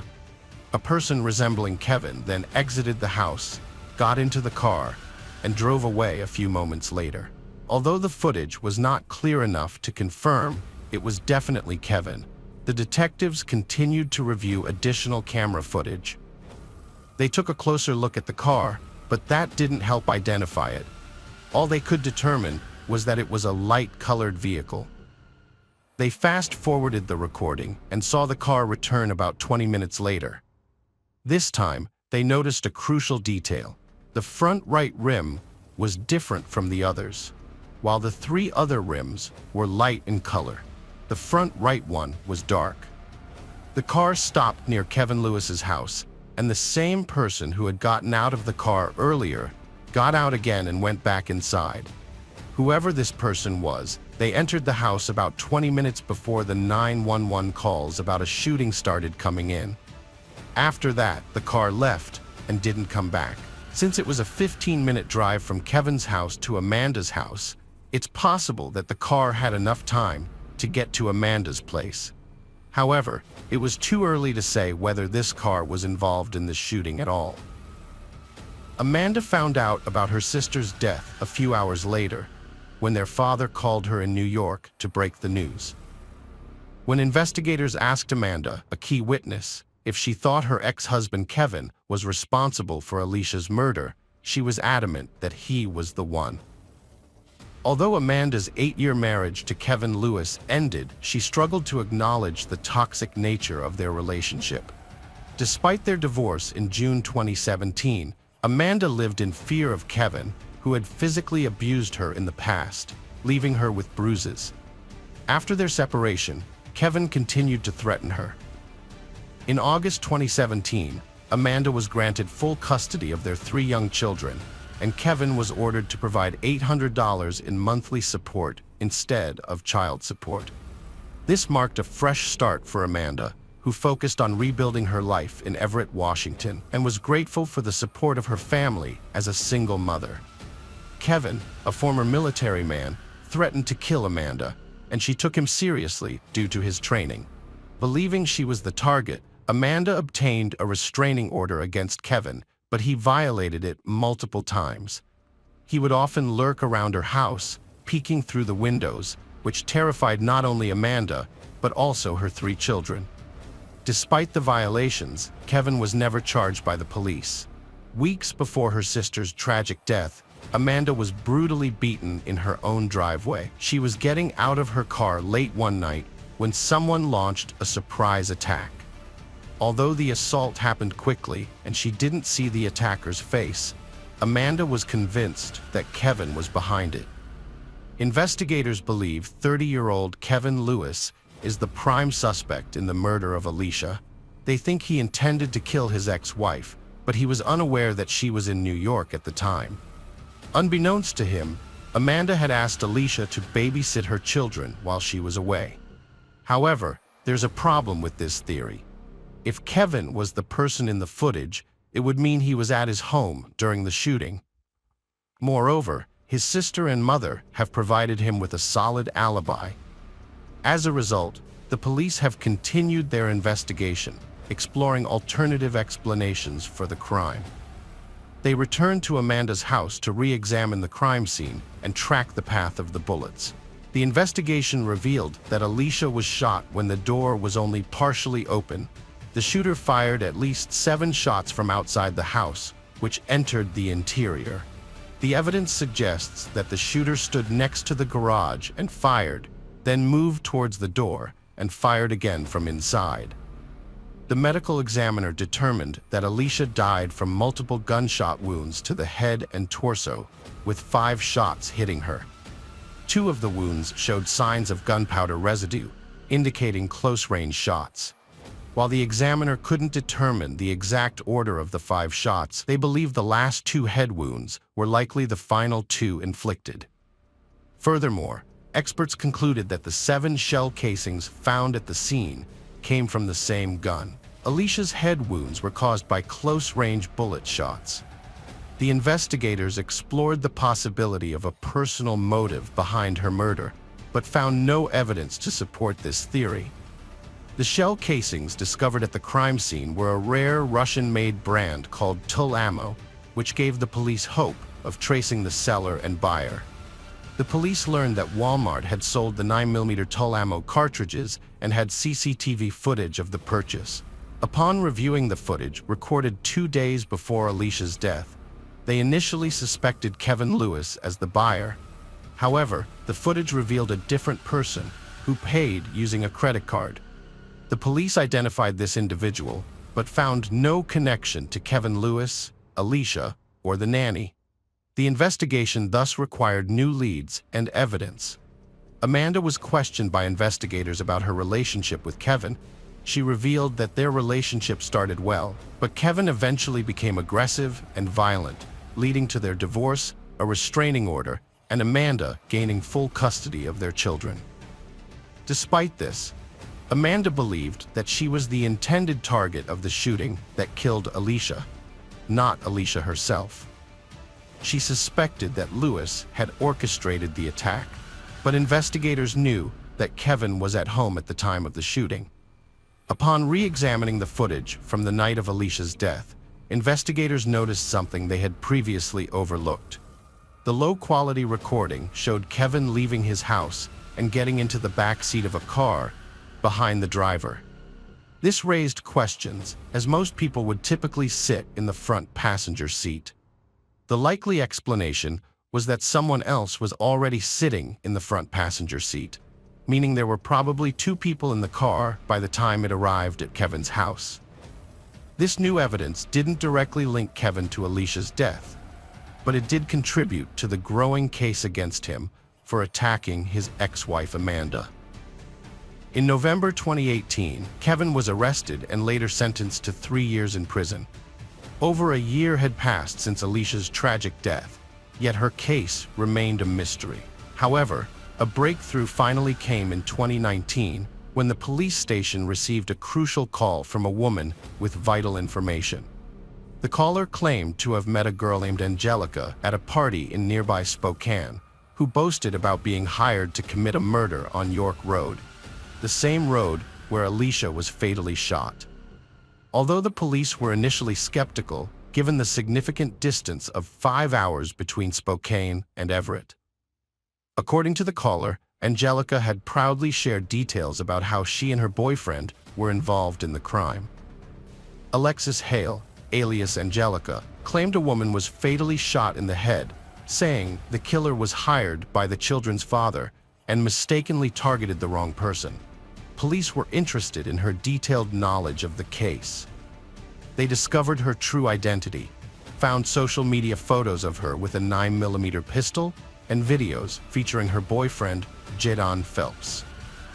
A video posted by Alexis on the night of the murder helped investigators pinpoint her location, about 10 minutes from Kevin Lewis's house. Jadon boasted about a large sum of money on social media, leading police to discover his connection to Kevin through his aunt. With this evidence, they made an arrest.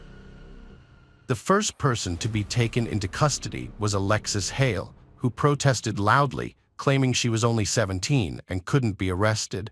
However, she knew why she was being arrested and demanded a lawyer.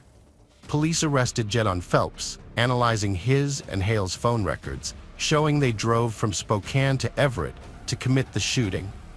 Security footage from Lewis's neighbors revealed someone in a white top leaving and returning around the time of the crime. Lewis was wearing a white top when questioned. Phelps, in custody, revealed Kevin Lewis hired him and Hale and led police through the crime scene, pointing out the door and corner. He stood where he was positioned during the crime, reenacting the events, and admitted to shooting at the door when it opened slightly, then firing 2 more shots before fleeing. Kevin Lewis was already in jail for a crime when he was arrested and charged with aggravated murder with a firearm, conspiracy to commit murder, and solicitation to commit murder in connection with the September 2017 death of Alicia. In July 2020, 20-year-old Phelps pleaded guilty to premeditated first-degree murder and was sentenced to 31 years in prison. His co-defendant, 18-year-old Hale, also pleaded guilty to the same charge and received a 15-year sentence. During the trial, Phelps testified that he committed the crime for financial gain and to increase his reputation on the streets. He used the money Lewis paid him to get tattoos, purchase a pair of Timberland boots, and buy a Ferragamo belt buckle. Phelps claimed that his former girlfriend had obtained the gun used in the crime from a family member, and he had given her $200. Lewis pleaded not guilty and faced trial. Prosecutors alleged he paid $2,400 to his cousin and girlfriend to kill his ex-wife, but they mistakenly targeted Alicia. Lewis directed them to the address, claiming he didn't know the target. Phelps and Hale exited their vehicle, with Phelps stopping near the garage and Hale knocking on the door. As Alicia opened it, Phelps fired multiple shots, eventually walking up to the porch, and they fled. They returned, fearing they left a glove, but saw police and drove away. Finally, Judge Thompson also ordered Lewis to no longer have any contact with his ex-wife, his children, and Phelps and Hale for the rest of his life. Records indicate that he remains incarcerated at the Washington State Penitentiary in Walla Walla County. Hello friends, welcome to our channel. Today we're going to take a look at another horrible case with you, the case of Brandon Duran.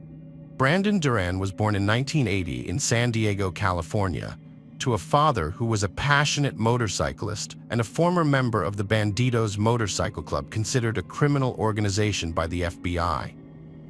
When Brandon was around 10 years old, his parents divorced, but they maintained a good relationship and shared responsibilities in raising their son.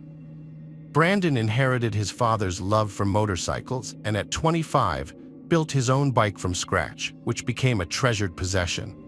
He socialized with other bikers but never joined a motorcycle club.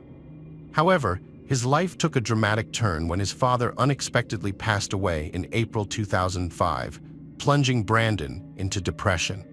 To overcome his grief, Brandon decided to make a change in his life and embarked on a road trip to Las Vegas on his motorcycle. During his year-long stay in Vegas, he met Amber Andrews, 24, and they fell deeply in love. Their whirlwind romance led to marriage just 2 months later, and Amber became pregnant soon after. In December 2006, Amber gave birth to their son, Brando. The arrival of his son marked a significant transformation in Brandon's life. He became a devoted father and husband, prioritizing his family over his personal interests and securing a high-paying job. Amber failed to prioritize her new role as a mother, instead continuing to frequent biker gatherings and parties. This led to a rapid deterioration in the young family's relationships, with fights becoming increasingly common. The inevitable outcome was divorce, filed just 4 years after their wedding. Brandon was granted full custody of their child due to his ability to provide for himself and his son, unlike Amber. After the divorce was finalized in 2010, Amber returned to her hometown in Oklahoma, while Brandon went back to San Diego with their son.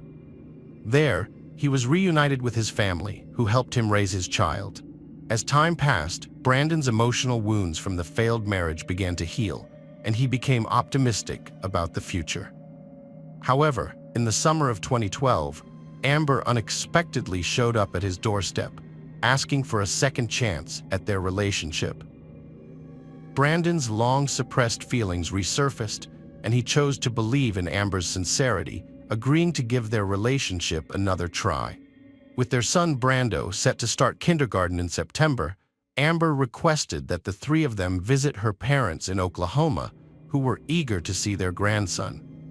Brandon consented, and they began preparing for the trip. planning to stay in Oklahoma for about a week. A few days before Brandon, Amber and their son were due to return to San Diego, Van Emblem reached out to the Oklahoma State Bureau of Investigation. He reported that his friend and employer, 30-year-old Justin Hammer from Garvin County, had asked for his help in disposing of a body, claiming it was that of Brandon Duran. The Oklahoma State Bureau of Investigation alerted the local sheriff, who immediately visited Hammer's ranch with his assistant.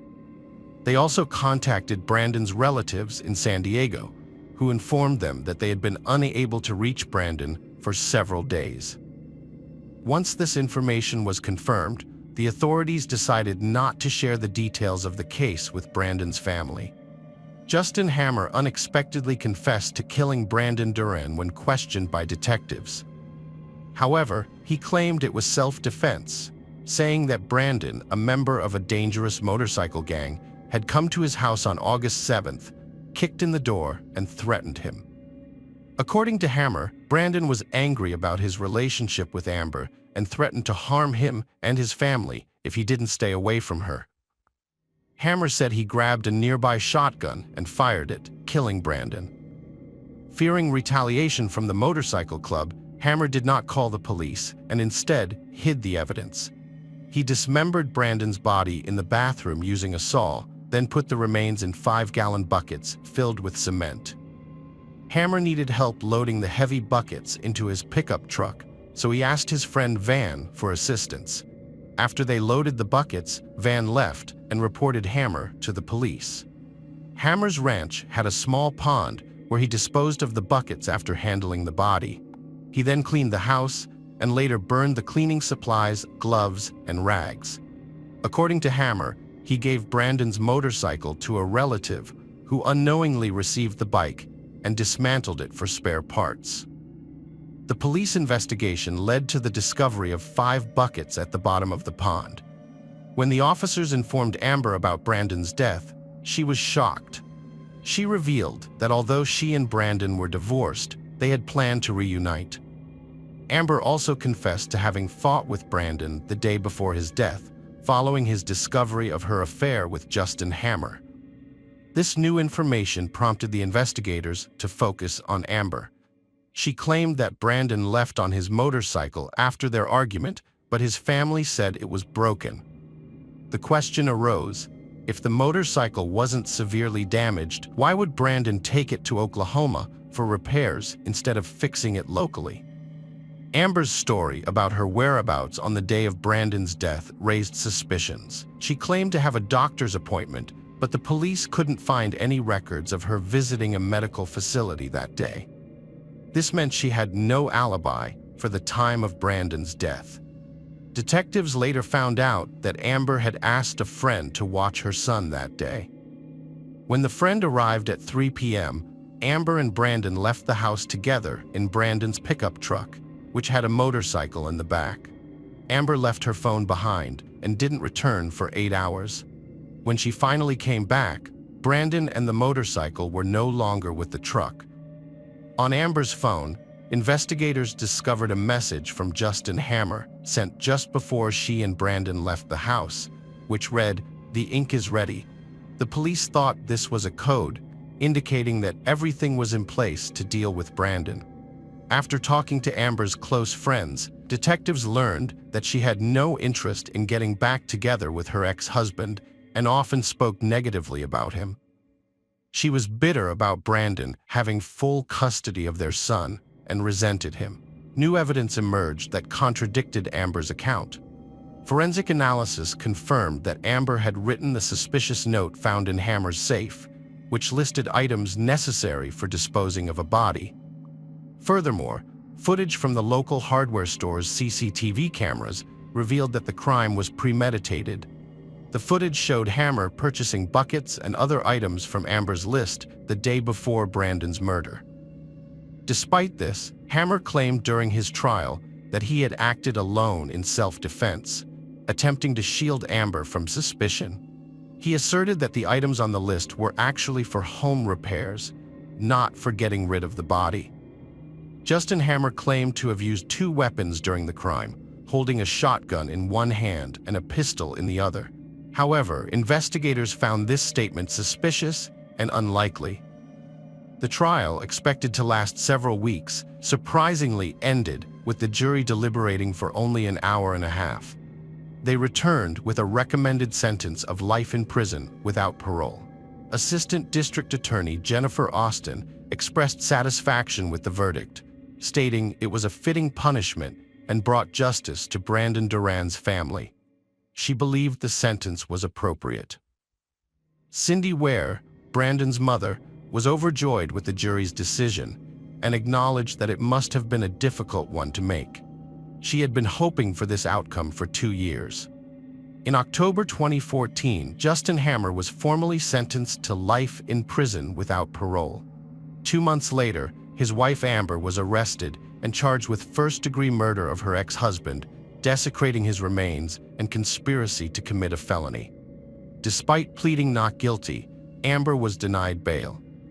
Amber sat in the courtroom, handcuffed and dressed in a light purple inmate suit, expressing frustration that it had taken 32 months to be reunited with her son. She had only just been allowed to return home to him a month prior, and she was desperate to stay with him until the trial. However, District Judge Jeff Virgin of Norman, Oklahoma, denied her request for bail, agreeing with the prosecution's argument that the seriousness of the allegations against her made her a flight risk. The trial, which began in the spring of 2017, was a long time coming. Over 2 years had passed since Amber was charged. She maintained her innocence, with her lawyers claiming she was not present at the crime scene. Conversely, prosecutors Christy Miller and Jennifer Austin argued that Andrews had the strongest motive to kill Brandon Duran.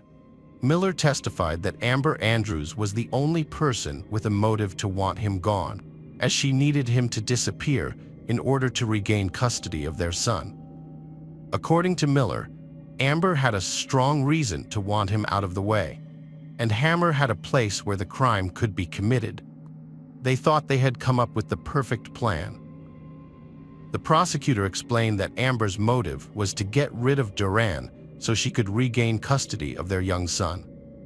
He pointed out that Amber had been absent from home for 8 hours on the day of Brandon's death, and there was no evidence to support her alibi. The prosecutor suggested that Amber had helped Hammer get rid of the body and clean up the house, neglecting her parental responsibilities in the process. However, the defense attorney Jay Mendros argued that the prosecutor's office had not provided any evidence linking Amber to the crime. He told the jurors that when there is no evidence, the prosecution resorts to attacking Amber's character. According to Mendros, the state's case was based on a theory, but there was no concrete evidence to support it. Mendros claimed that Amber was not capable of planning a murder, and that Justin, who was afraid of losing her, had committed the crime. Mendros described the situation as a recipe for disaster, with Duran visiting Oklahoma to rekindle his romance with Amber, while Hammer, who had been Amber's boyfriend for a year, feared losing her to Duran. The defense attorney portrayed the case as a tragic love triangle, where Justin Hammer had a strong motive to kill Brandon Duran, as he was torn between his feelings for Amber and the threat Duran posed. The attorney argued that Amber had been emotionally involved with both men and had oscillated between them, making it difficult to pinpoint her true intentions. The prosecution's case relied on twisted and distorted statements that created a sinister impression in an attempt to imprison someone based on speculation and rumors. The attorney emphasized that, in the American justice system, people are not convicted on assumptions. There must be concrete evidence, and in this case, there was none to suggest that Amber was a co-conspirator or a murderer. Justin Hammer had confessed to the murder, taking full responsibility for the crime. However, during the trial, it was Amber Andrews who was found guilty of the crime. The jurors delivered a guilty verdict after hearing closing arguments, recommending a life sentence for the 35-year-old. Amber appeared in court on June 12, 2017, seemingly in a good mood, awaiting sentencing. Brandon's mother, Cindy Ware, took the stand, overcome with emotion, to share how her son's murder had impacted her and her grandson Brando.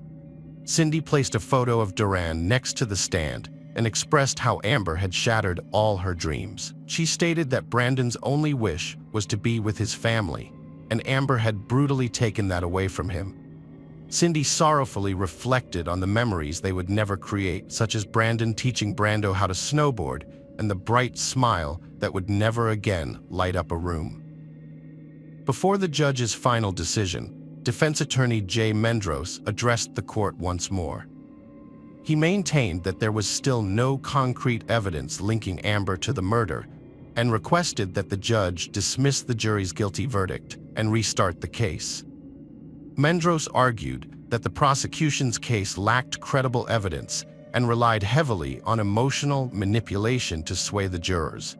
In essence, the state built a case against Amber based on speculation and gut feelings, rather than concrete proof. The prosecution's strategy was to shock and outrage the jurors, rather than present tangible evidence. As a result, Amber was sentenced to life in prison without parole for the first-degree murder of Brandon Duran, plus additional time for desecrating human remains and conspiring to commit a felony. Meanwhile, Justin Hammer is currently serving his sentence at the Oklahoma State Penitentiary in McAlester, Oklahoma, while Amber Andrews is incarcerated at the Mabel Bassett Correctional Center in McLeod, Oklahoma. Brandon Duran has been in the care of the Oklahoma Department of Human Services since August 7, 2012, living with a foster family. In January 2013, Brando was finally allowed to return to San Diego to live with his grandmother, Cindy, after a long and difficult court battle. However, this was not the end of the fight. It took Cindy 5 more years to gain full legal custody of Brando. Once the custody battle was over, Cindy and her relatives sat down with Brando to explain the truth about the verdict and what had happened to his mother. Hello friends, welcome to our channel. Today we're going to take a look at another horrible case with you. The case of Matthew Patrick Matt Podolak. Matthew Patrick, also known as Matt Pat, was born on June 10, 1975, in Ohio, USA, to Patricia Romano and Leonard Pat. During his high school years, Matthew was an active member of the hockey team. After graduating, he enlisted in the U.S. Navy. Following his time in the Navy, he landed a job at Phoenix Industrial Finishing, a company owned by his uncle. However, Matthew struggled to get along with his coworkers. According to his sister, Chrissy Duca, some colleagues were jealous of his uncle's influence and resented the fact that Matthew was being groomed to take over the business. As an outdoorsy person, Matthew enjoyed activities like boating, camping, and hunting in his free time. He also participated in softball and hockey games. In 2003, Matthew met his partner, Holly McFeature, and they started dating soon after. They moved in together in a Cleveland home and began building a life. Friends described Matthew as a happy and settled person who was eager to start a family. Within a year, they welcomed their daughter, Samantha, and 2 years later, their son, Josh. Additionally, Holly's child from a previous relationship also became part of their family. Matthew fell deeply in love with Holly, and his mother, Patricia, said he loved her with all his heart. In a short time, Matthew went from being a bachelor to a father of 3. The early years of their relationship were filled with love, passion, and mutual understanding. However, by 2005, their relationship had become argumentative and strained. Whenever Matthew and Holly had a fight, he would leave home and spend the night at a friend's house. This happened multiple times, and his friends advised him to end the relationship, suspecting that Holly was selfish and had a bad influence on him. Despite their warnings, Matthew never listened and always went back to Holly. Matthew had a life insurance policy that listed Holly as the beneficiary, but his friends cautioned him to remove her from the list. Again, Matthew ignored their advice. Russell Henry, Matthew's best friend, recalled a tumultuous period in Matthew's life. During this time, Matthew's mood would swing wildly, veering from extreme happiness to anger, crying, and fear. Russell understood that Matthew was struggling with depression. Despite being initially thrilled about the prospect of raising his 3 children, Matthew's outlook was overshadowed by the volatile situation at home. Russell urged Matthew to take precautions and remove guns from the house. Later, in 2006, after the hockey season ended, Matthew began gambling online and lost a significant amount of money. His family and friends grew concerned about his well-being and noticed his depression.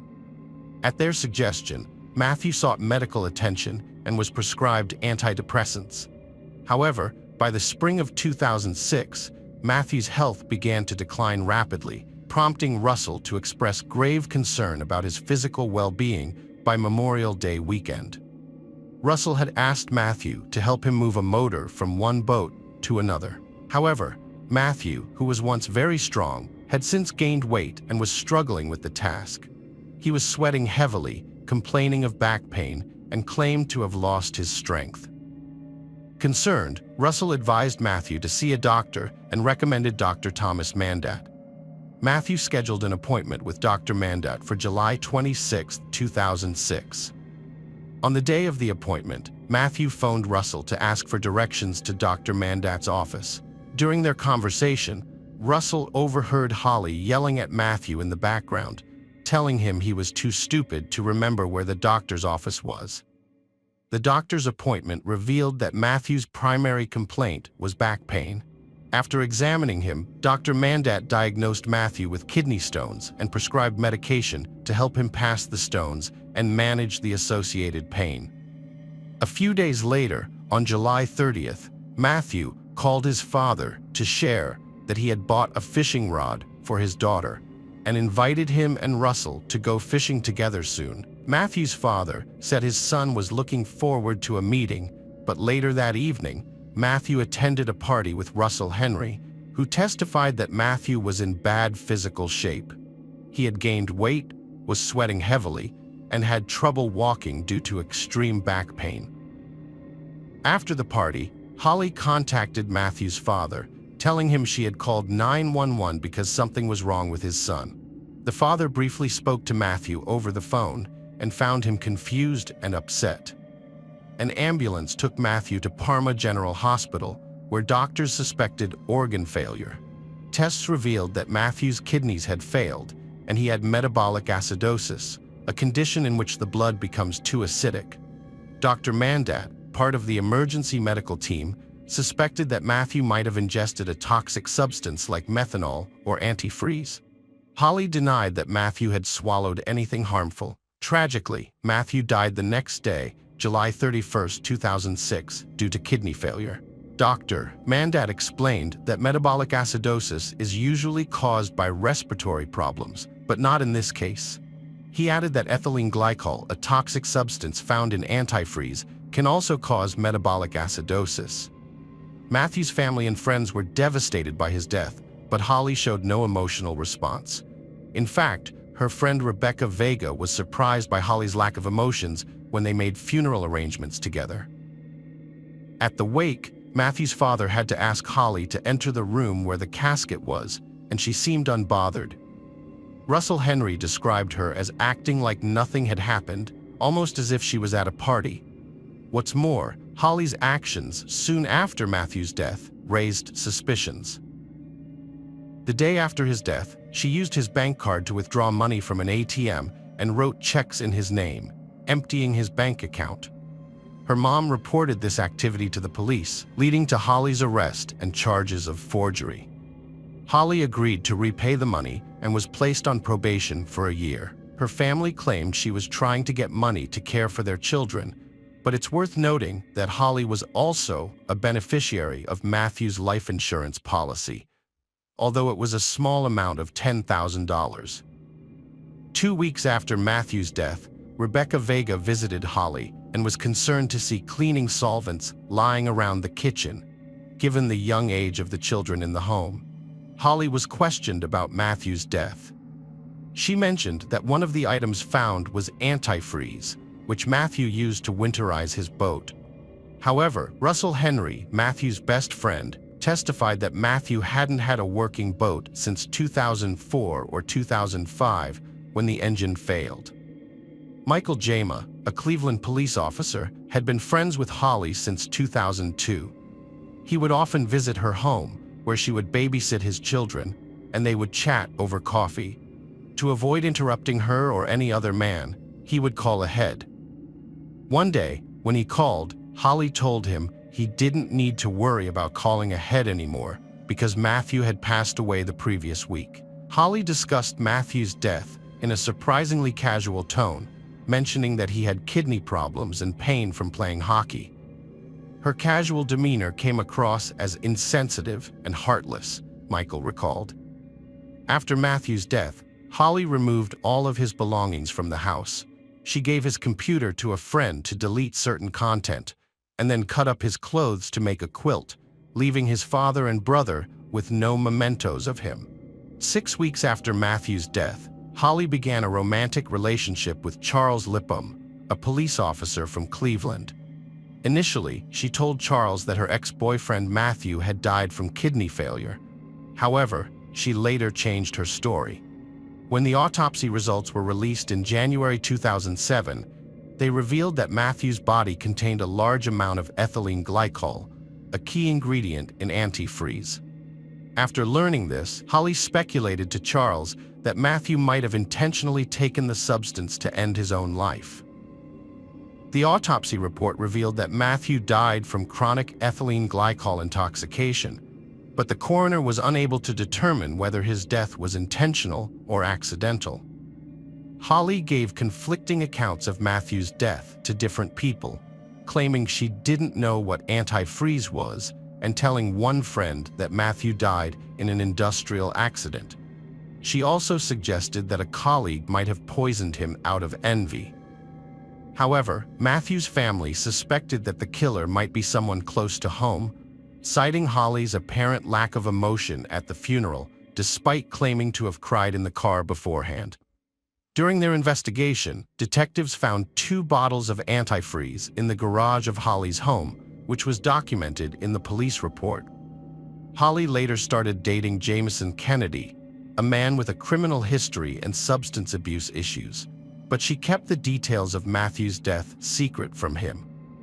One night in September 2008, Holly became emotional while drinking with Jameson and began talking about Matthew, revealing previously undisclosed information.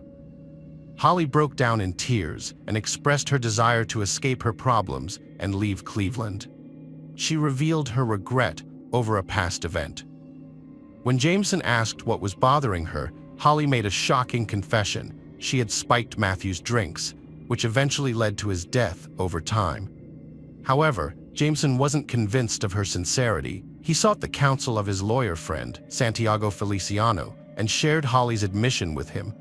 Santiago advised Jameson to report the information to the authorities if he believed it to be true. Jameson then contacted Holly to discuss her confession, unaware to her that their conversation was being recorded. He hoped she would reiterate her claim about causing Matthew's death, but instead, Holly vehemently denied ever harming him. Holly denied putting anything in Matthew's drink, saying she never mentioned such a thing to Jameson. However, their relationship began to deteriorate as Jameson suspected she had cheated on him. On November 8, 2008, Jameson went to Holly's house to confront her. Feeling scared, Holly called the police. When they arrived, Jameson attacked them and was arrested for assault. He was later found guilty and sentenced to 10 years in prison. After his arrest, Jameson told the police that Holly had confessed to him about her involvement in Matthew's death. This new information led the police to reopen the case, which had stalled since the 2007 autopsy report. The investigation was reinvigorated as more evidence pointed to Holly's involvement in Matthew's death. Dr. Galita conducted the autopsy on Matthew Pat's body. 6 months after the autopsy, Dr. Galita issued a report detailing his findings, which was co-signed by then County Coroner Dr. Elizabeth Balge. The report concluded that Matthew died from chronic ethylene glycol intoxication, but the manner of death remained unknown. Dr. Galita explained that the ingested ethylene glycol entered Matthew's bloodstream and then his liver, where it was rapidly broken down by alcohol dehydrogenase. This process transformed the ethylene glycol into oxalate, which then combined with calcium to form calcium oxalate crystals. Notably, Matthew's kidneys contained an extremely large amount of these crystals.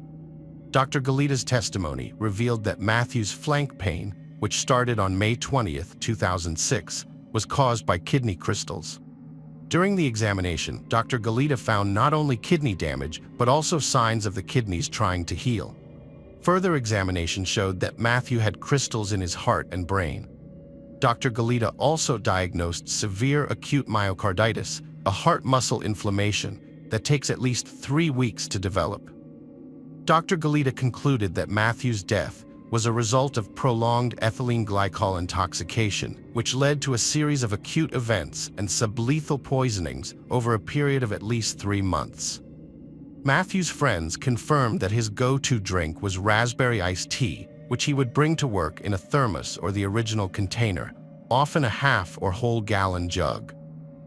One friend, Michael, recalled that Holly McPhee would occasionally bring lunch to Matthew, which always included a half or whole gallon container of iced tea. During their investigation, police seized 2 bottles of antifreeze, one Peak brand, one Saturn brand, from Holly's garage in August 2007, after she had moved out. 3 years after the initial autopsy results, the report was revised in 2010. The updated report, signed by Dr. Frank Miller, the county coroner, concluded that Matthew Patt's death was caused by chronic ethylene glycol poisoning and was a homicide. Although the cause of death remained the same, the revised report changed the manner of death from undetermined to homicide. 6 years after Matthew's death, authorities finally decided to take action, charging Holly McPhee in July 2012 with aggravated deprivation of Matthew Patt's life. In 2013, Holly pleaded not guilty and faced trial. The prosecution's case relied on circumstantial evidence and featured 15 witnesses, including Matthew's family and friends, his doctor, and police officers who investigated the case.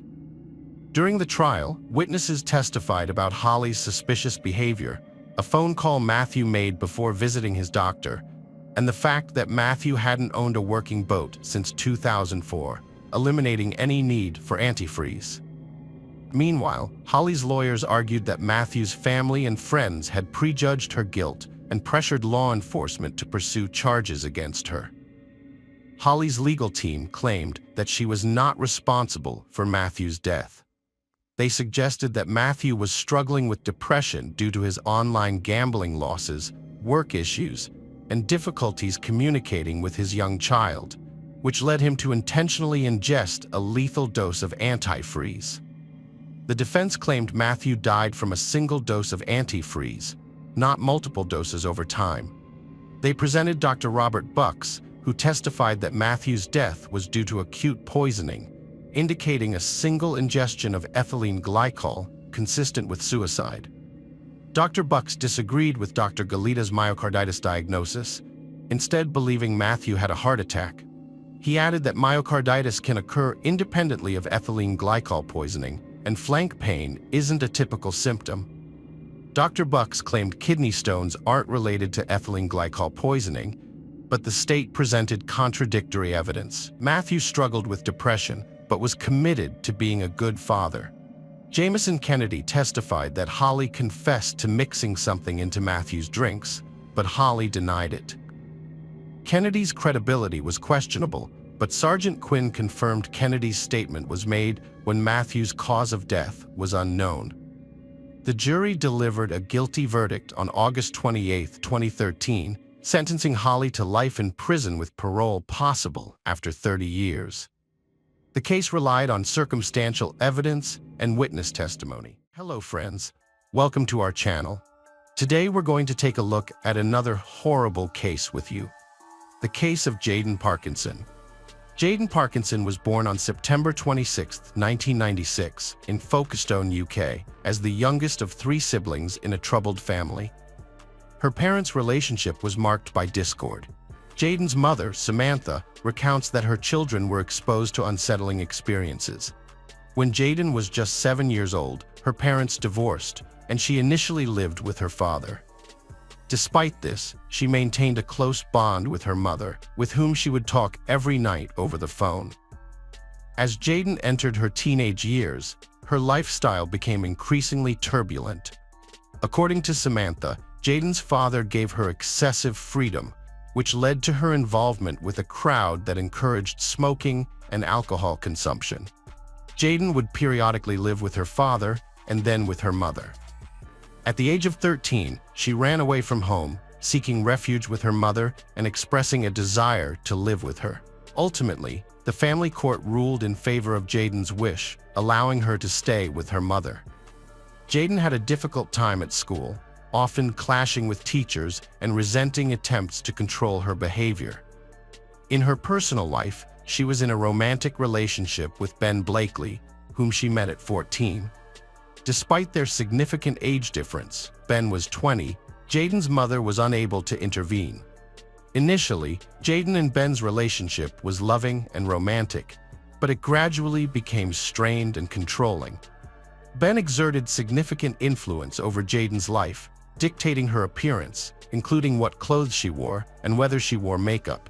He also isolated her from her family and friends, causing Jayden to move out of her mother's house and into a hostel for women escaping domestic violence. Ben exerted total control over Jayden's life, despite being banned from her hostel. They frequently argued, and the hostel staff were even warned about Ben's aggressive behavior towards her. Jayden was trapped, needing his permission to do anything. Ben took away her phone, convincing her that she only needed him and his love. Ben dictated who Jayden could talk to, forbidding her from interacting with men. He monitored her social media, and she eventually stopped attending school. His grip on her life was so tight that he even restricted her from leaving her room to use the toilet. Jayden's daily phone calls with her mother dwindled to just 1 or 2 conversations per month. Jayden's mother, Samantha, pleaded with her to return home and end the toxic relationship, but Jayden refused. Ben's control over Jayden was both psychological and physical. She was often seen with bruises on her face. On November 30th, 2013, Jayden called her mother to reveal that she was pregnant. Jayden hoped that having a child would change Ben's attitude towards her and his lifestyle for the better. She thought the baby would bring them closer together and that Ben would go back to being the person she fell in love with. However, Ben did not live up to her expectations. Instead, he revealed his true nature once he had complete control over Jayden. He manipulated her into isolating herself from her friends and family, making her financially dependent on him. He even went so far as to restrict her movements, not allowing her to leave her room, even to use the toilet. Meanwhile, Ben was dating other girls behind her back, controlling them psychologically and physically as well. When Jayden's mother, Samantha, found out about her pregnancy, she asked Jayden to come back home, but Jayden refused, not wanting to cause her mother any more trouble. When Jayden told Ben about her pregnancy, he became angry and denied being the father of her child. Before she vanished, Jayden was being threatened by Ben, who claimed he would post intimate photos and videos of her on social media. In the days leading up to her disappearance, Jayden reported Ben to the authorities, fearing he would follow through on his threat. At the time, Ben possessed 30 explicit photos and 13 videos of Jayden, which she desperately wanted to keep private. On December 3rd, Jayden failed to return to her hostel, prompting staff to launch a search. Given their awareness of Jayden's personal issues, they contacted her mother, Samantha, by phone, but she was unable to provide any information about her daughter's whereabouts. A missing persons report was filed with the police just after midnight on December 4th, 2013. After learning about Jayden's tumultuous personal life, investigators reached out to Ben to see if he had any information about her disappearance. However, he was hostile and hung up on them multiple times, claiming he couldn't assist and had no idea where Jayden might be. Jayden had a troubled upbringing and frequently clashed with her family, even running away from home on several occasions. Given this history, her initial disappearance didn't raise immediate red flags during the investigation. On December 4th, police arrested Ben Blakely, but it wasn't related to Jaden's disappearance. Instead, Jaden had previously reported Ben to the police, fearing he would post intimate photos of her online. The investigators who spoke with Ben were unaware that he was also a person of interest in Jaden's disappearance case. After being arrested, Ben denied plans to share Jaden's photos online and was released on bail that same day. Samantha, Jaden's mother, took action by distributing flyers with her daughter's picture and using social media to raise awareness about her disappearance, hoping someone had information about her whereabouts. Meanwhile, the police reviewed surveillance footage to track Jaden's last known movements. They obtained CCTV footage from her hostel, which showed her leaving to meet Ben, but not returning. This was on December 3rd. Further investigation revealed that Jaden was next spotted at Oxford railway station, where CCTV footage captured her walking in with Ben. The footage didn't show anything suspicious. By tracing their journey, investigators discovered that Ben and Jaden took a train to Didcot, a town about 10 miles from Oxford. The last known location of Jaden was at the train station in Didcot, where footage showed her and Ben exiting the building. Jaden would typically reach out to her family within a day or two after running away from home to let them know she was safe. However, this time was different. Despite the passing days, Jaden failed to contact her family or friends, and her social media accounts remained inactive. The CCTV footage showing her boarding a train with Ben made him the prime suspect in her disappearance. The police were convinced that Ben knew Jaden's whereabouts and what had happened to her. The footage also revealed Ben returning to the train station alone, but Jaden was never seen alive again. On December 10, 2013, a week after her disappearance, the police arrested Ben Blakely. The investigators wanted to question Ben to determine what had happened to Jaden after they left the train station in Didcot together. At the time, the police considered two possibilities. Jaden might be hiding, or Ben could be holding her against her will. During the interrogation, Ben was very confident in his responses. He claimed to have no knowledge of his ex-girlfriend Jaden's whereabouts, stating that they had broken up and she had moved on to a new relationship. According to Ben, the police should focus their investigation on her new boyfriend. Ben showed a lack of concern for Jaden's safety, saying he didn't care what happened to her now that they were no longer together and he had a new girlfriend. He suggested that the police check her social media accounts to track her location and identify who she was interacting with. Despite Jaden still being missing, Ben was arrested on suspicion of kidnapping and murder. The police then interviewed Jaden's friends to see if they had any information about her possible whereabouts. However, their investigations revealed that Jaden had become estranged from her friends after starting her relationship with Ben, and therefore, no one knew of a potential hideout. A crucial break in the search for Jaden came when a taxi driver from Didcot contacted investigators.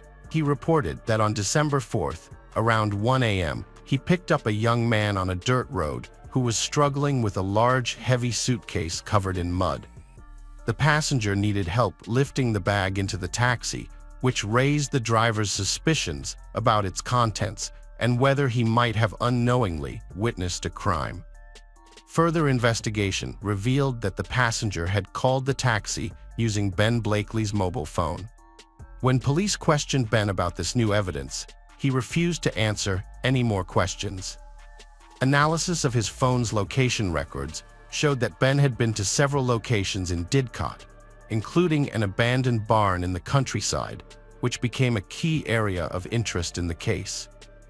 The team of investigators, comprising criminologists and dog handlers, visited the location where a taxi had picked up Ben that night to conduct an investigation. It was later discovered that Ben and Jaden had previously been to this area, as Jaden's mother resided in Didcot, which is located near the barn. The police discovered a bracelet similar to Jaden's near the barn.